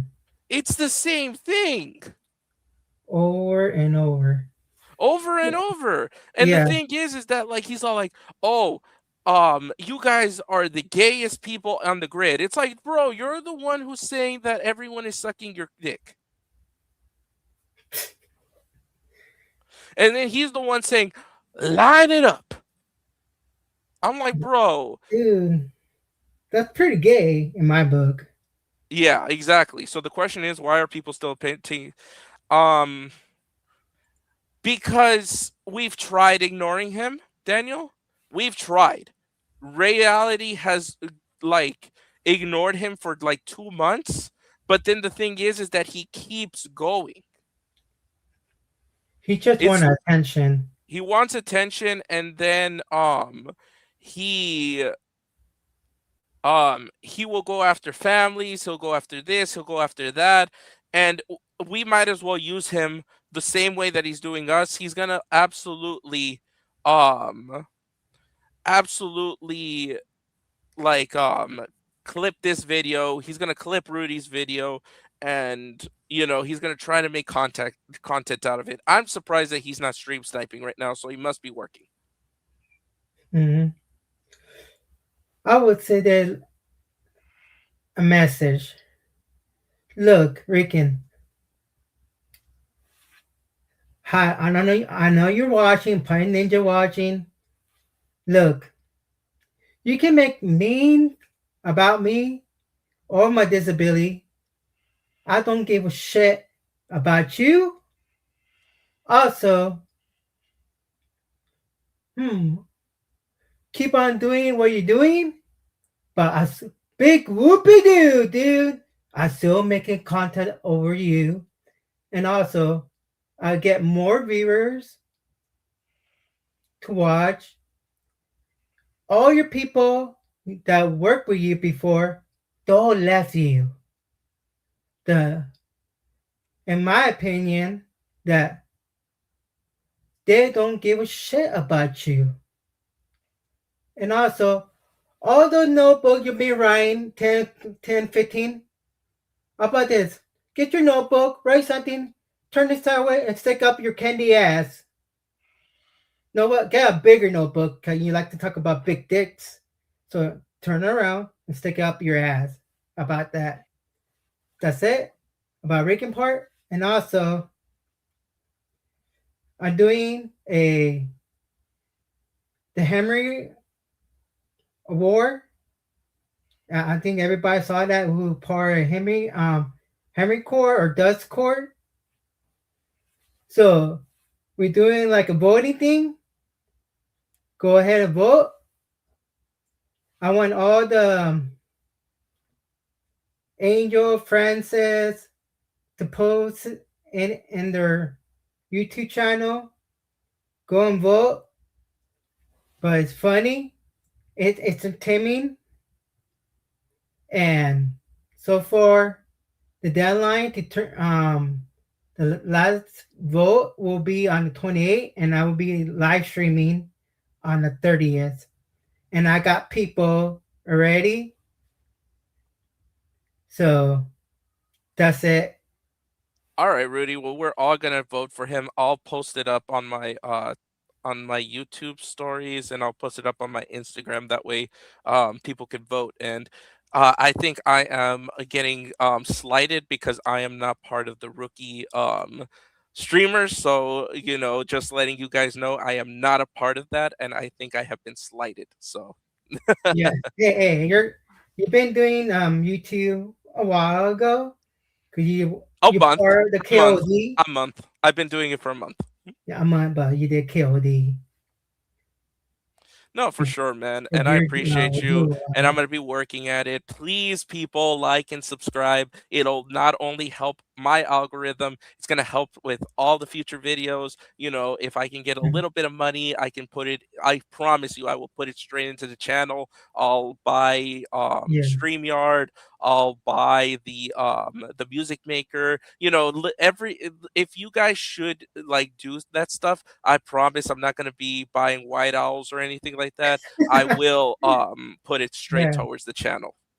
Towards the channel. Also myself too, because I need to get a better camera. For sure, dude. Little by little. I know the next thing I want to buy is a microphone. That's what I'm gonna buy next is a microphone, and then after the microphone, I want to invest it in StreamYard. After StreamYard, I want to invest it in a soundboard. So I little by little, I'm gonna definitely do that. Yep. All right. Thank All you, right, Rudy. for having me. Anything else you want to say, dude? Well, Sunday I'll be streaming. Okay. So Big Rudy Show, right? At the Big Rudy Show, subscribe, my bad. Like and share, because I will go over more content. I'm gonna put a link to your channel right now. Hold on 1 second before you leave. Big Rudy Show. I'll post it right now. Yeah, it will be a good video. I've been working on something new. Okay. All right, Angel. Thank you for having me, Inferno. Of course, my man. You're always welcome up here, and we'll talk more, okay? All right. All right, my man.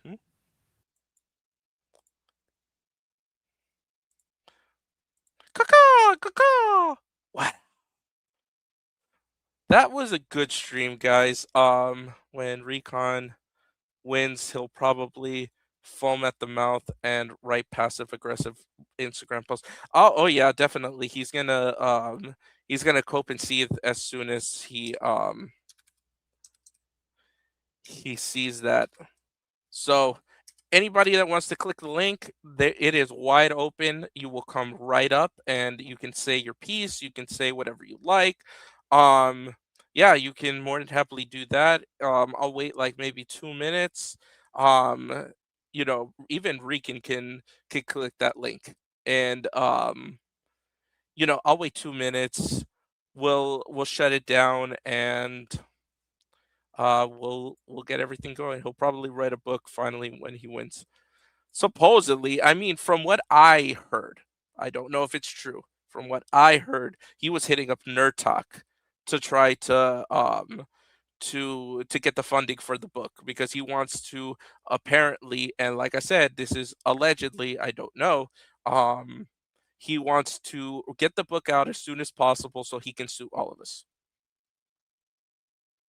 Which I think is stupid because books don't make money nowadays, and to sue every single one of us would be a daunting task. I want another turn to chat, but I already had. No, you can come up. You can come up, dude. It's cool. Wait. Wait, what? Sue, he still owes his back child support. Yeah. It make sense. Allegedly, of course. Yeah, dude, Daniel, if you want to come back up, you can come back up. I mean, I've still got time, so if you want to give some time, I can more than happily have you back up. But I'll shut it down in 2 minutes if nobody comes up. Oh, Daniel came up. Okay. What's up, Daniel? Hey, what's up, Angel? Yeah, I got it right this time. Yeah. What's up, man? Man. You said you wanted to speak up. Yeah, just I guess now that I've had my turn, I totally forgot, bro. Just it's such a whiplash just being away from the fandom for like 7 years and then just like seeing all these in jokes of like Rican and all these other people. I'm like, even back then, I didn't even know who those people were. To be honest, back then, because I've been in the community, like I said, since at least 2010. Like the only people that people knew because it was so sheltered and it was such a niche was maybe the OG YouTubers like MMPR Toys, Heirloom, the bigger channel Legend Daryl and people like that. And even I have issues with some of those people because I'm like, dude, you guys were gatekeepers back then, and now you guys want to be inclusive for everyone. Oh, Deoxy was a big one. Yeah, I always knew about Deoxy. Yeah, and besides that, just hearing Francis talk about JDF, it kind of just gave me a bit more perspective, I guess, in context because I've met, like I said, I've met him. If you saw my comment, you highlighted it. I met him twice. The first time I met him was at my Red Dragon Karate studio. Because my Shion sensei was Chris Casamassa, who basically was the stunt actor for Scorpion in the Mortal Kombat movie. Yeah. And he just surprised when, like, literally was not expecting it. I was trying so hard not to scream at the top of my lungs because I was like, oh my God, that's him. Just trying to be chill about it. Just talk to us. It was really cool. And when I went to go see him at Morphicon the one time they did, me being this teenager, this ignorant teenager, really thought that he would remember this kid from, I don't know, a year ago that he went to go see at a dojo. And yeah, just like when I went up to him to go see him, he was just scarfing down a plate of fruit. And not really, he kind of answered my questions, but it was more like, yes, no, it's just a show type of situation. And that kind of, I guess that second interaction kind of bummed me out and kind of put me in the opposite direction of I wouldn't in all honesty, I thought for the longest while he was overrated. And it wasn't until I guess the best way I handle when something's been harboring over me for a while is to learn about it, basically to educate myself as much as possible about it, and then just to learn about his whole martial arts thing. It kind of it made me come around to him, but also understand later on, like in my early 20s, that he was basically he himself was his brand. And so it's like how do you disassociate yourself from your brand if your brand is yourself? Yeah. So I totally understand that now, why he was the way that he was, pretty much, in terms of just being at conventions. He was just nonstop doing things, and that can be pretty draining. I'm gonna actually pull up from my Instagram. I actually have a photo because I couldn't. I've always said it. The day I met Jason, I could not afford his autograph. I had to do a cash advance on my credit card to even get his autograph, and I never told him that. And this is me. Let me see if I can pull it up. I pulled it up right now. Share screen. This is how big his line was, and it's still like stretched to like the left side. That's like all the people that were there. And now that Morphicon, yeah? Yeah, that was at Power Morphicon. Let me see if I have and I'm right here. Like this chap right here. Like I did not move from this spot for 3 hours. That's why when I say he was so tired, because people would cut the line. You can see how many people were in this line. Right. And like actors would cut to get like a few minutes with him to get like signatures and stuff. And I could tell that annoyed him because he's kind of like, yo, we could do this afterwards. Like, do you not see the gigantic amount of people that are waiting to see me? And like I said, I did not move from this spot for 3 hours. Like I was just there. And like I could see that he was like annoyed, and for some people he did come off as annoyed, but it was like the context. And so me and my buddy, the guy who has the and this was before Lightning Collection, so this is not Lightning Collection Z. So the guy with the Z costume, the people behind me, like we were all like this little group, and we were just telling jokes the whole time, just to try to get him to laugh. And and they were inappropriate jokes. I was just like, yo, like because of all the people cutting, I was just like, yo, Jason David Frank and I shared a urinal once back in '94. Can I cut the line?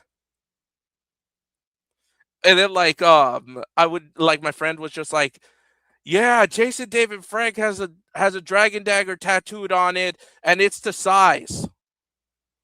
And he was listening to us, and he was trying not to crack, but like the things we were saying, he was so like out there and funny that like by the time we got up there, he's like, it's you guys, the jokers. I could tell he was appreciative that we were trying to bring his spirits up. And what year was that? 2016. 2016. Yeah. See, I went 2012. Yeah. And that was when it was at the Pasadena Convention Center. I'm pretty sure, was 2016 still at Pasadena Convention Center? No, yes, they moved it. That was the first year they moved it to the Pasadena. You mean Anaheim?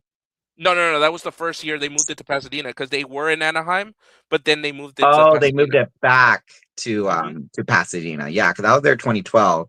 Yeah. And I remember literally you had to line up going up the stairs and bending around. Okay. And that line took maybe about 90 minutes. Okay. So it was still pretty small. I'm guessing because it used to be every 2 years, and then for a while they had it every year. Yeah. They had the mini for just like a year. They were trying it out to do the Morphicon minis, but Mhm. then like I guess it just didn't make the money and the expectation that they wanted, so they just stopped those minis. And Okay. maybe it was a COVID thing too, so I'm not sure. Yeah. Yeah. So I still have my signed stuff from Jason David Frank, even though at the time I Yeah. was a little disillusioned. But having the context like now and like when I was in my early 20s, it's like it makes me cherish those items that I still have. I can Yeah. show them right quick Yeah, you can do that. because I still have I this is a table mat, and I Oh, was okay. planning one year to literally have every single Ranger sign it when I was a teenager. I've had Oh, this that's cool. for 15 years. Yeah, I think I have one. Never happened. But what else did I got? I also have a few other things. Oh, he signed my Andromeda White Ranger. Oh, we got this one. This one? Yeah, this. Yeah. I got that signed by him. Oh, that's funny. I got the green one. And then what else did I get? Oh yeah, this one. House of Magical Christmas. I also got that signed too. Oh, that's cool. So I had a few things signed by him. I actually wanted to get my Diamond Thunder DVD signed by him also, but You never got it.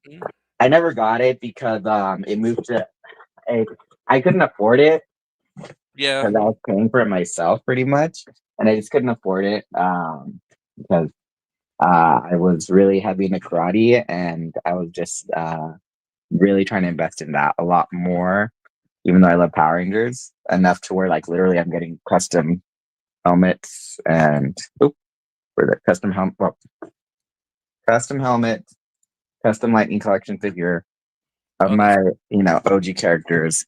That's how much I love Power Rangers, but I mean, yeah, just it's really, I guess, interesting to come back to the franchise after literally thinking I hated it for 7 years, when in reality I didn't hate it for 7 years. It was more I guess grieving in a way that there was a possibility of feeling included for once, Yeah. and then not like seeing somebody else get that inclusion that you've never felt before. And then I purposely, like not purposely, but my brain related that failure to those particular actors, and just I hated them. I hated those particular actors that got those roles. Just so people have context, we've talked about it, but in my last stream, but you were going for the Gold Ranger, right? For Beast Morphers, that was the Oh, case. sorry. And Peace then Morphers Gold, right? yeah, that Okay. was for that. Okay. And then for Dino Charge, it was green. Oh, you went for Dino Charge. Yeah, for Dino Oh, Charge, wow. I was 18. Okay. I was 18, and I got final callbacks, and then I didn't end up getting it, but I was still hopeful because I'm not an actor. I'm just a martial artist. I was a martial artist for a decade, and to basically get it that far, to be as short as I am, to be comparable to people that are taller than me, Yeah. it was like there was an opportunity. Like I've been working hard, and it's like I like as if I was being rewarded for working as hard as I was. Yeah. So then when I didn't get it, I was like, okay, fine. There's always that second chance. And then when I was 22, because when I was 20, I missed the deadline for the audition for Ninja Seal. Oh, okay. Yeah, Ninja Seal. I was planning to, but I missed that deadline. What character were you gonna go for in that one? They don't really It's kind of interesting because they don't really tell you roles right away. They give Okay. you like a very vague script, and Okay. then if they like you, then they'll start divulging more. Okay. Like because basically at the preliminary stage, they give a general script to everybody, and then from there, if they're interested, then they'll like give you more information. Okay. But I guess it's more about um the way you come off when being filmed, your inflection, the way you speak, the way you memorize the lines. I have my original Beast Morpher script that I can send you. Oh, cool. Yeah, Yeah, I would love that. Yeah, man. I mean, I just wondered if they had changed that because you hear about all these actors and they're like, "Oh, I went for Red Ranger, I went for this, I went mhm. for that." And I'm like, "Oh, did you know which one you wanted to go for, you know?" I like in the beginning you don't know, and then once you get closer, then you can start to kind of when you start to talk to like get to the interview portions and everything, then that's when you can start to read for specific Okay. roles. They might suggest you for other roles, being like, would you want to read for this role? Oh, got it. Okay. Because they're trying to fill in like they have I guess you could say a vision in their head Yeah. of how they want these characters portrayed.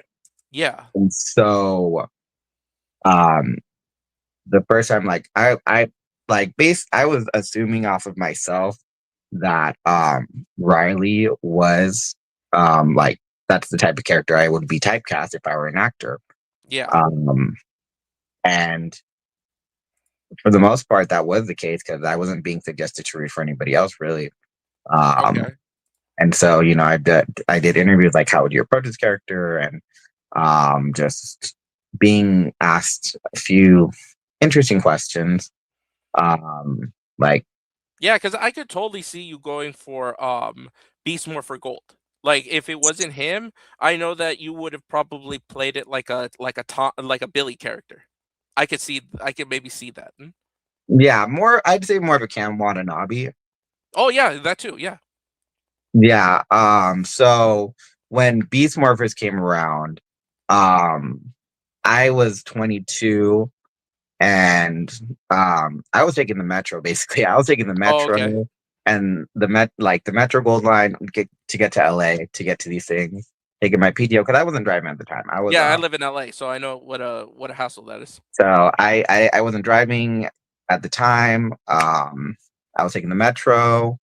Um, took some Uber sometimes, and just trying to find whatever way. Taking all my PTO, literally calling into work without any PTO, basically going some days without getting paid, whatever. Because like it's gonna work. It has to work. It has to work. Yeah. And being at like a crossroads of, I was transferring to Cal Poly Pomona.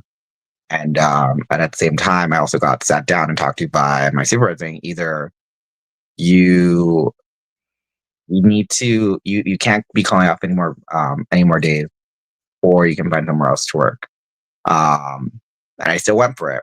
Because I remember I think we did a workshop for like the final audition where we had to do a 30-second choreo. Okay. And I'm assuming because you did like a kata, right? yeah, but it was we didn't get to choose it. We had to basically copy what was being shown to us. Okay. And then film it. And so I was like, this is easy. I have 10 years. Like I thought I nailed everything about it because like the way that they wrote Nate's character was like, this is like I think God's playing a joke on me because this literally sounds like You. it was written for me. Yeah. And yeah, I thought literally this was the time, and it wasn't.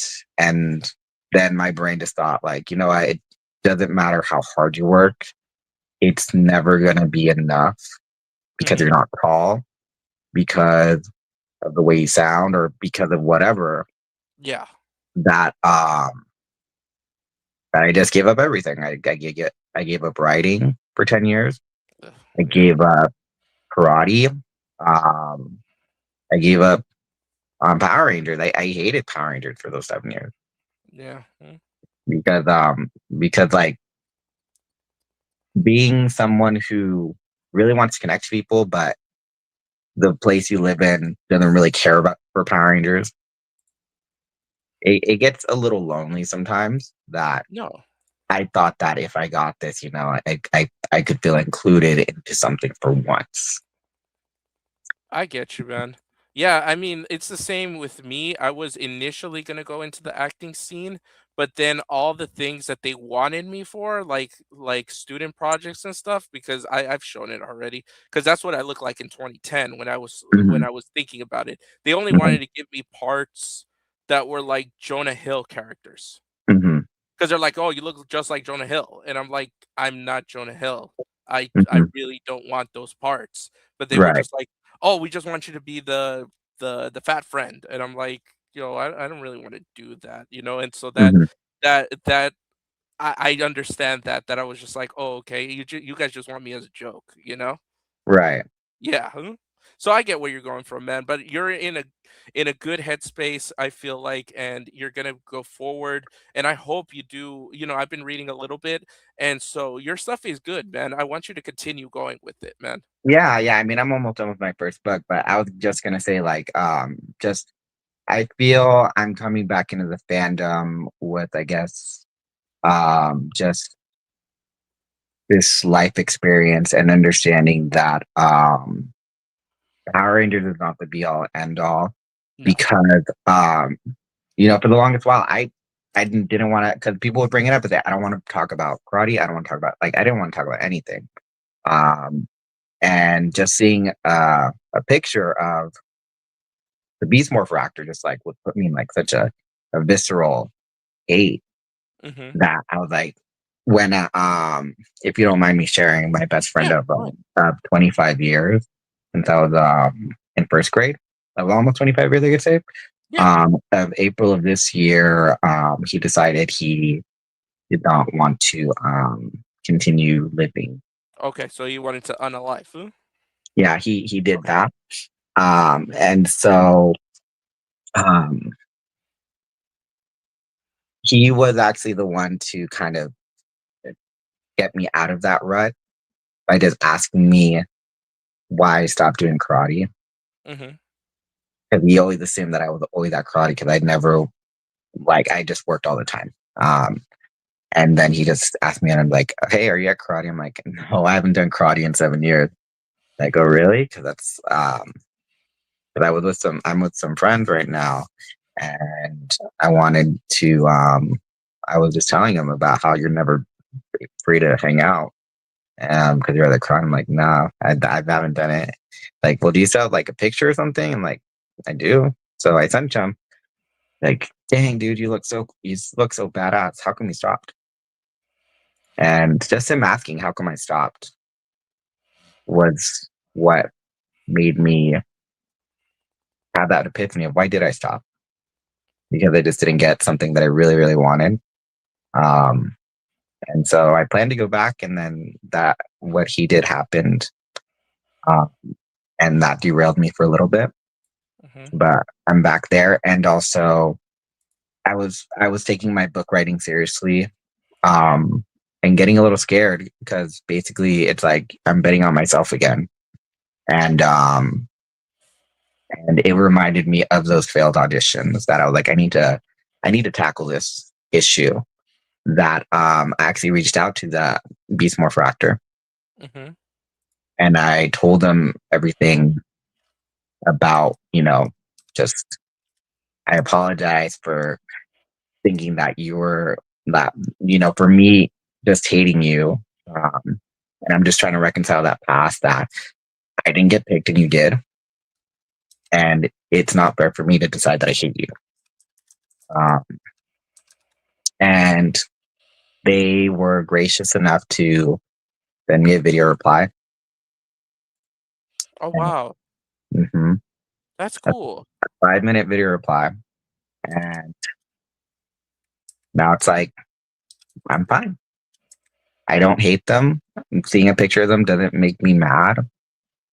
If anything, I'm happy that they have their success outside of Power Rangers. Yeah.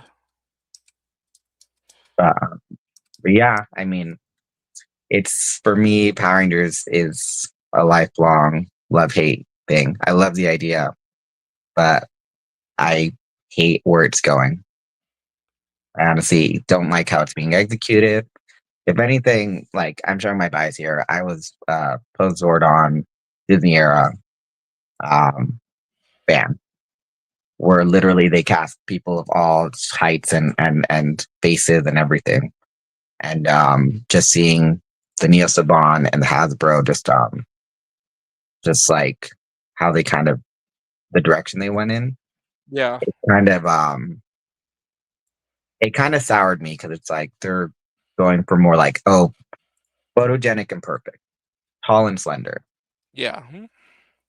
When even though Disney hated it, they would cast people of like differing heights. Like literally, I think the shortest actor or ranger actor is Theo's from Jungle Fury. Yeah. And just seeing someone that short when I was a teenager, I was like, this, that was kind of like my goal. Like I could actually do this. I don't have to be a tall guy. No, for sure, dude. And I mean, I think that was always the core of Power Rangers until I want to say they went corporate. Because, I mean, unfortunately, I do see that they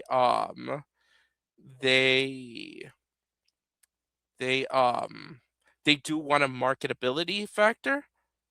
But still, I think that in my opinion, I think that the martial arts aspect should come before all that, because like I've always said, like it's always been inferred, I don't have it allegedly, that Karen Ashley was let go because she really couldn't do anything. Like I've heard um from from stunt guys, from everyone in between. Again, allegedly, Karen, that they had to film around her because they could not do anything with her. But that's the crazy thing, see, because for the actor that got the role of Nate, he knew nothing. He had no stunt work. He has no martial arts experience. He even said this in interviews. Yeah. He even said this in my video response. And part of me was a little upset that when I first found this out, that I literally lost somebody with no skill. At the time, think they must have rewrote the character. I mean, you have the script. I have a feeling they rewrote the character to suit him and his uselessness. I'm sorry. That's just No, the way it come out. I think more what it was they wanted to go for more of the prodigy angle. And even though I was 22 and I looked like I was still in high school, Okay. I think it's more I guess because he just I don't know, had a fresher face with a blank slate, literally a blank slate, had no training, but he did the 30-second martial arts, and I guess they just saw that. I'm like, well, he's trainable. He's trainable. Got it. It could have just been that. To the chat, sorry, this is to the chat. Hector is 5'8" according to Google searches, but we all know Google is not the greatest because it says that Austin St. John is like what, 5'10" or something like that. All right, go ahead. Sorry. But yeah, it could have just been that because I had a deck. For all I know, it was my double-edged sword that I did martial arts for 10 years.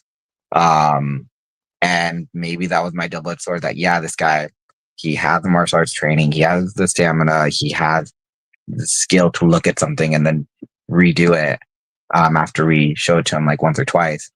But then it could have also been the double-edged sword of, well, he knows they might have been afraid of he probably only does it a certain way, as opposed to it could have been that. I really don't know. I'm not a mind reader but all I know is that Abraham Rodriguez, he's admitted he doesn't have any martial arts training, he doesn't have any stunt work training in interviews. And so, for all I know, even though he admitted that to Chip Lynn in his audition, that they saw, oh, he can do the 30-second thing, so we can probably mold him however we want him to move. Got it. Yeah. I mean, sometimes, I mean, even in companies, like I worked in banking for a long time, and I would sometimes hire someone green because they didn't have like for a teller, I would hire green because they didn't have habits from old banks, if that makes sense. So Right. like they would come from other banks and be like, "Oh, my bank did it this way. My bank did it that Mhm. way. Oh, I don't Mhm. want to do it this way." And then it's kind of like, "Oh, I would rather do someone green, not because Mhm. I can pay them less, but because I can mold them the way that I want them to be molded." Right. And like I said though, but it's surprising too, because he's all admitted, Abraham and Rodriguez in interviews, they'll admitted that he originally wasn't even going for that role. It was Chip Lynn that suggested, and I'm using that in air quotes, that he auditioned for that role. Got it. And I mean, who wouldn't say yes to, if someone's suggesting for you to be a main lead? Why wouldn't you say yes? Exactly. So, Exactly. so I get why he said yes, but at the same time, I'm just going off of alleged information. I don't want to drop names of people in casting, but Yeah. um, even though I'm not an actor, but also at the Yeah. same time, it's not my place to be throwing people's names into situations. Yeah. But from what I learned from, Carol from casting. let's call her Flower. Flower. Okay, Flower from Flower casting. from casting. She said that there were certain people that would nitpick things about me and drive those points home until the rest of the room relented into backing away from me. Got Allegedly. it.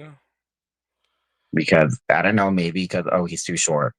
Oh, he's stuck. He does martial arts, but he probably only does it one way. I wasn't in those rooms when they were making those discussions, so I'm just saying allegedly, but that's what was parlayed to me. And for a while, that did make me mad, but at the same time, it's been years. If I keep looking back at that, I'm not looking at the possibilities in front of me. And yeah, I mean, hats off to Michael Tabor and Abraham Rodriguez for the roles. I would have been awesome if I was there, but at the same time, they got the role. They did what they did with the role, with the script that they got, because the scripts, in all honesty, were not that good. Gotcha. In my opinion, at least. But they did their job as actors, and all I can say is I'm not an actor. I'm not an actor, and maybe, who knows? I probably would have done a worse job if they did pick me, but I don't know. Yeah, man. I mean, I can see you going forward from this stronger and better than ever. And I know you're a good writer, so you can, if anything, look at this spot fund and tell yourself this: I am not this idiot. I am not writing Ghost of the Dragon, making AI artwork as much as I can with only $87 after what, 3 years? Well, speaking of And yeah, AI, because I brought up the comments earlier, yeah, because I'm an artist. I'm a portrait painter. yeah, I'm a writer. I'm a martial artist. I did I've done a lot of things. yeah. As an artist, even music, like just playing instruments. And so I'm not saying rely on it. What I'm saying is that, because I commission artists, and Yeah. sometimes they take a while, to make art. But I'm also a visual person. I want to have like a picture. So I will. I ask for generated renders for placeholders for my characters No, or for sure. I think for scenes someone like like that. you and me doing that is fine. As long as it's not the final product and you're not showing it to anybody. The thing is that I find it bad when you're trying to go for for a final product. You're trying to get money, you're trying to get Mhm. this, you're trying to get that, and you're Right. showing an AI product versus, hey, like I don't have money right now. Like I said, like I'm trying to recoup money so I can get better, bigger and better things.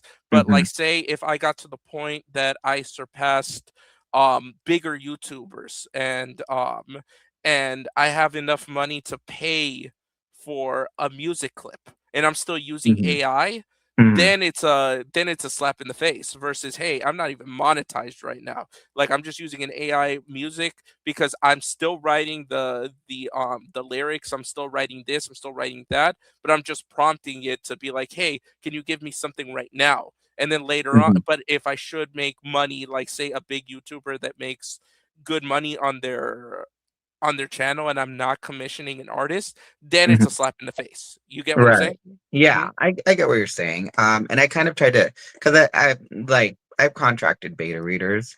Yeah. And there's one that I contracted that I negotiated certain things with, and they said, "Oh, how about I make a video breakdown as opposed to just writing a review?" And I said, "Sure."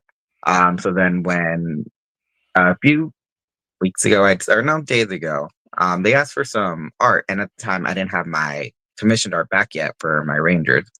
So I give them AI renders, and they ask me, I'm like, and they say, "Is this AI?" So I just say, "Yes, it's AI."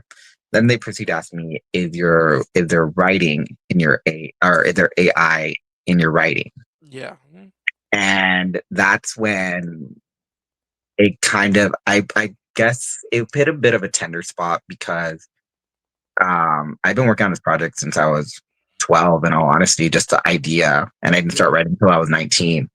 Um, and and to be told, is there AI in my writing?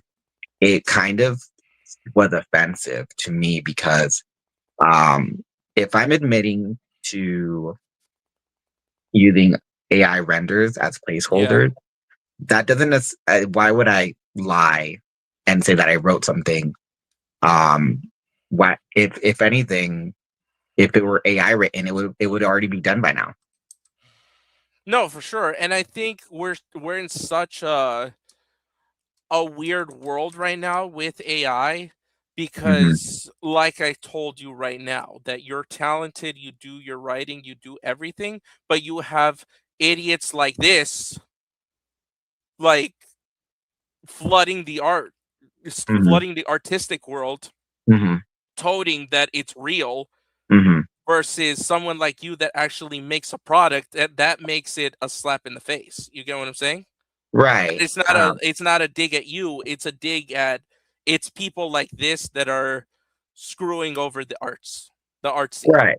And I don't have anybody to like relay ideas off of, or Yeah. anybody to read it right away and tell me what they think. And I don't want to bug my beta reader like, "Hey, what do you think of this chapter? Hey, what do you think of this chapter?" Hey, like I don't want to bug them like that. So I do use chat to basically say, "Hey, I just wrote this. Can I get an assessment of what you're thinking of it so far?" And it'll give me an assessment, Yeah. but and sometimes I'll just like, "Oh, what if I did this? What if I did that? What if," like I'm bouncing a ball off of a wall basically to Yeah. get my brain flowing, because it's I like, think that's fine. I personally I think that's fine because I mean it's a good way to get over writer's block, but Mhm. I think that relying on it to actually generate the work is the problem. Right, I understand that. Yeah, like I But really think that ChatGPT and all of these AI concepts should have because they can easily implement something like that where they can be right. like, "Hey, I cannot generate an idea for you. Would you like to Mhm. write your idea and then I can help you with what you need. I can do the grammar, I can give you inspiration, but I cannot generate ideas for you." Right. If anything, Yeah. It will make suggestions, but I just skim past the suggestions Yeah, simply because exactly. it Exactly. it's evident how it's written, because when I write, it reads a certain way. Versus if chat did it, it's then you can kind of tell, because then things are formal, they sound a Yeah. little too overdone. Like, I think a phrase that chat uses a lot when it's suggesting dialogue changes is, you don't, like, it'll say, you don't get to, for a character, like, you don't get to make that decision for me. You don't get to Yeah. decide what I'm feeling. You don't get to the right to, like, it has fallback phrases or wording that it uses. And even then, it's like, it kind of sounds lame, in all honesty. It's like, I feel like just playing out the roles in my head is I do a lot better at that, figuring out the dialogue, spending like a month writing a chapter, as opposed to just taking the shortcut and going off of the suggestion. Because then it's like, then it's not my story anymore. It's not my Yeah, story. exactly. Exactly. It's not your story, it's not original, and it feels forced, and And it's not fun anymore at that point. It's like, yeah. okay, so write me the next chapter. Yeah. Okay, now tell me what happens next. It's like, at that point, it's like, it's I like I said, I've been working on this for 18 years, since I was 12, just drawing the characters at first, coming up with names and ideas and everything. Started writing when I was 19, put on the back burner for 7 years, came back to it this year, and just I guess with life experience and a fresh set of eyes, and knowing which direction I want to take the story in, that if I decided to take AI suggestion, I would be cheating myself, Yeah. of all that hard work of almost 20 years. And that's not what I want to do. Because this is a labor of love. If anything, this is my testament of, if I can't have a seat at the table in Power Rangers, I'm going to make my own table. Yeah, that's exactly the mindset I think you should have. So, that's my opinion of AI. That it's as a placeholder, as a how can you say it? Not leaning on it as a crutch, but maybe using it as potentially like a Like a helper, like a tool, like it's not supposed to be. It's yeah, a tool. like an aerobics band. Yes, As, it, as it a, it is a tool. It is helpful. I think it's great, but I think that relying on it like a leg is Mhm. not the way to go. That's Right. just my opinion. Right, exactly. Because then when people start to ask, like, well, what'd you write then? This is all AI, it's like, you have no legs to stand on at that point. So, Exactly. And it's so best to not even get in that situation. It's best to finalize everything, make it tight, make it right, be like there's no AI in this, rather mhm. than coming clean and be like, yeah, I used a placeholder AI. And I think that's what happened with Ninja Kids, to be quite honest. Yeah, if anyone asks, it's like, I have no problem saying, yes, I used rendered art as a placeholder, but my writing has no AI in it. Do I ask chat to review it? Sure. Do I ask chat to write a scene for me? No, because then it becomes a whole separate story, and it might not go in a direction I want it to go in. Yeah, and you can actually tell the Chat GPT or whatever, the OpenAI, you can be like, hey, can you fix my grammar? Do not change anything else. And then it's Mhm. like, okay, cool. Like, I'll change your grammar. I'll give you suggestions, but I will not change what you are saying. Yeah, exactly. And even then, it's like, I forget about the grammar idea that it gives me I think until it doesn't. everyone, I think everyone like is kind of like whatever to the grammar, but yeah. Yeah, I mean, eventually, like, it'd be a blessing if Hasbro or Boom said, "Hey, we want to make this an actual thing," but I'm not holding out hope for that. I mean, Keep working at it, man. my Keep my working. my plan is ultimately finish it as a Power Ranger thing, take out all the Power Ranger stuff, and then make it its own. Basically copyright it and trademark the name. And because I honestly think it works, it can work without the Power Rangers thing, because It's literally a story without any words in it. Yeah, man. Well, I'm going to give you this message from the man himself because I think that this hits the home before we end it, man. Guys, I'm going to tell you right now, be who you want to be. Follow your dreams, not other people's dreams. The most important thing is that you have to remember you're only worth as much as you say you're worth. Tell yourself, I am the best. Tell yourself, I can. And never use these words, I can't. Because if you use the words, I can't, you will never succeed. People have the wrong impression about success. Success is not measured on the amount of money you have. Success is not measured on how much money you have in their pocket. Success is measured on, are you happy in life? Are you happy at your job? Are you happy in your relationship? Are you happy with who you are? Because if you're not, you need to change it. No one else. Remember, the words you speak control your thoughts. Your thoughts control your body controls your actions, and your actions become your characteristics. It's very important to believe in who you are and follow your dreams. Who cares what anyone else says? Everyone says, I couldn't do it. I couldn't be a ranger. I couldn't film a movie. I couldn't succeed. I was voted #1 in high school to fail. And guess what? I didn't listen to those people. And you shouldn't either. Right now, it's so important during this period of your life to reach and grab that opportunity. You got to remember, opportunities don't come to you. You have to get the opportunity. The opportunity is there. You just have to reach and grab it. And it's so important to follow these rules if you want to become anything you want to become. #1, we all have a purpose in life. We all have a purpose in life. What is your purpose? Do you really know what your purpose is? #2, you got to have passion. Have passion for what you want to become. Become passionate. I'm so passionate on what I want to do. I'm so passionate for the fans. I'm so passionate in my life. I'm so passionate about karate. I'm so passionate about making movies. There we go. You have karate. to have passion. #3, patience. You got to have the patience. It's not going to happen overnight. You've got to have the patience. And #4 is profit. But who cares about profit if you don't have the ladder to succeed? The ladder to succeed is you have to have a purpose. You have to have passion. You have to have patience, and next will come profit. Everybody wants to be big, rich, and famous, but you can't buy happiness with money. You have to deposit in people's emotional bank account. People have to deposit in your emotional bank account, because if they're not, then they're not your friend. And you don't need those people.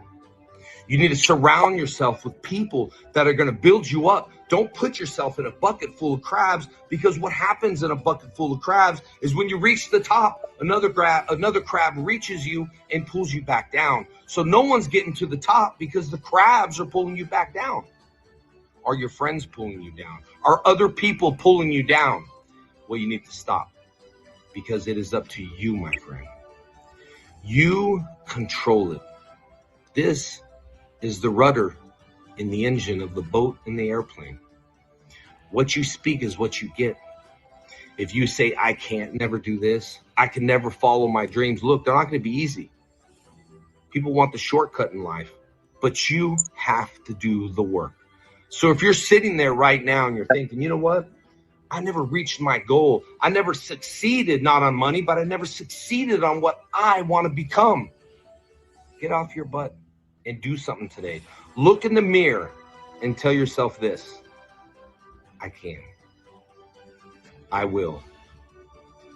That's the most important thing to succeed. Success is not all about money. Success is about happiness. So if this video touched you and you feel this video in your heart, tag a friend, because I'm only here for me. So if I could be here for me in order to succeed and be happy in my heart to share this message, then if it works for you and it touches your heart, send it to someone else. This is all about depositing in your emotional bank account. Do something good for someone today. Tell them. Yep. So do good, do for others, and we will talk to you later. All right, my man? All right, then. All right, guys. I think that was a W stream. Let me know what you guys think, and yeah, I can't wait to do another one. I've got Black Dragon Films coming on Monday. We're gonna be talking about his projects. We're gonna have a great show on Monday. We'll start that at 4 o'clock Pacific, 7 o'clock Eastern. And yeah, I mean, great stream. I will talk to you guys later. I will leave you with our closers. 1 second.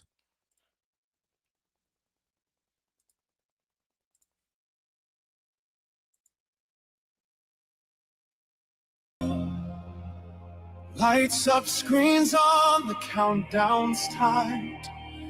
From comet panels to neon nights. If you're ready for the spectacle, you know. Step right up to the Juice Box Pappy Show.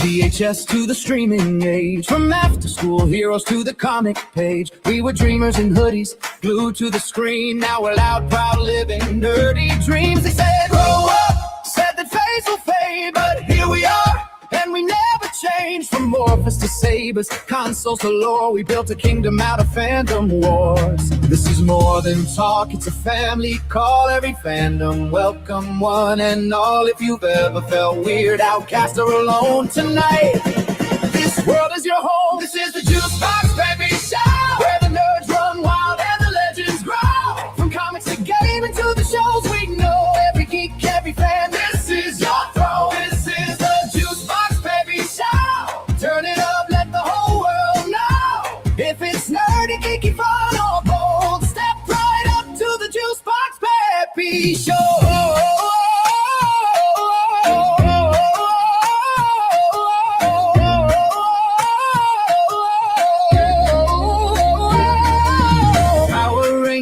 Anime fights, Marvel panels breaking the internet tonight. Console wars, theories deep, late night debates, we don't get sleep. Cosplay kings, collectors rise, hot takes fly and sparks collide. From childhood dreams to streaming live, we turn passion into primetime vibes. No gatekeepers at the door, if you love it, you're hardcore. From first time fans to OG pros, everybody's part of the show. This is the Juice Box Baby Show. Cue the intro, roll the lights. From geeky laughs to heated fights, we celebrate what makes us whole. This is the Juice Box Baby Show. Every fandom steals the glow. If you ever love the heroes pose, you already know this is home. Whoa. Hands up, sound off, let it go. Whoa. If you're nerdy, you already know. No shame, no fear, no lines to cross. We wear our passions like a badge of honor, boss. This is our stage, our flag, our crown. Geek culture royalty, stand your ground. This is the Juice Box Baby Show. From the first hello to the after show, laughs, debates, and fandom go. This is the place where legends grow. This is the Juice Box Baby Show. Turn the volume to overloud. Nerdy, geeky, fun, bold souls. Step right up to the Juice Box Baby Show. The lights don't fade. The hype don't go. Welcome home to the Juice Box Pappy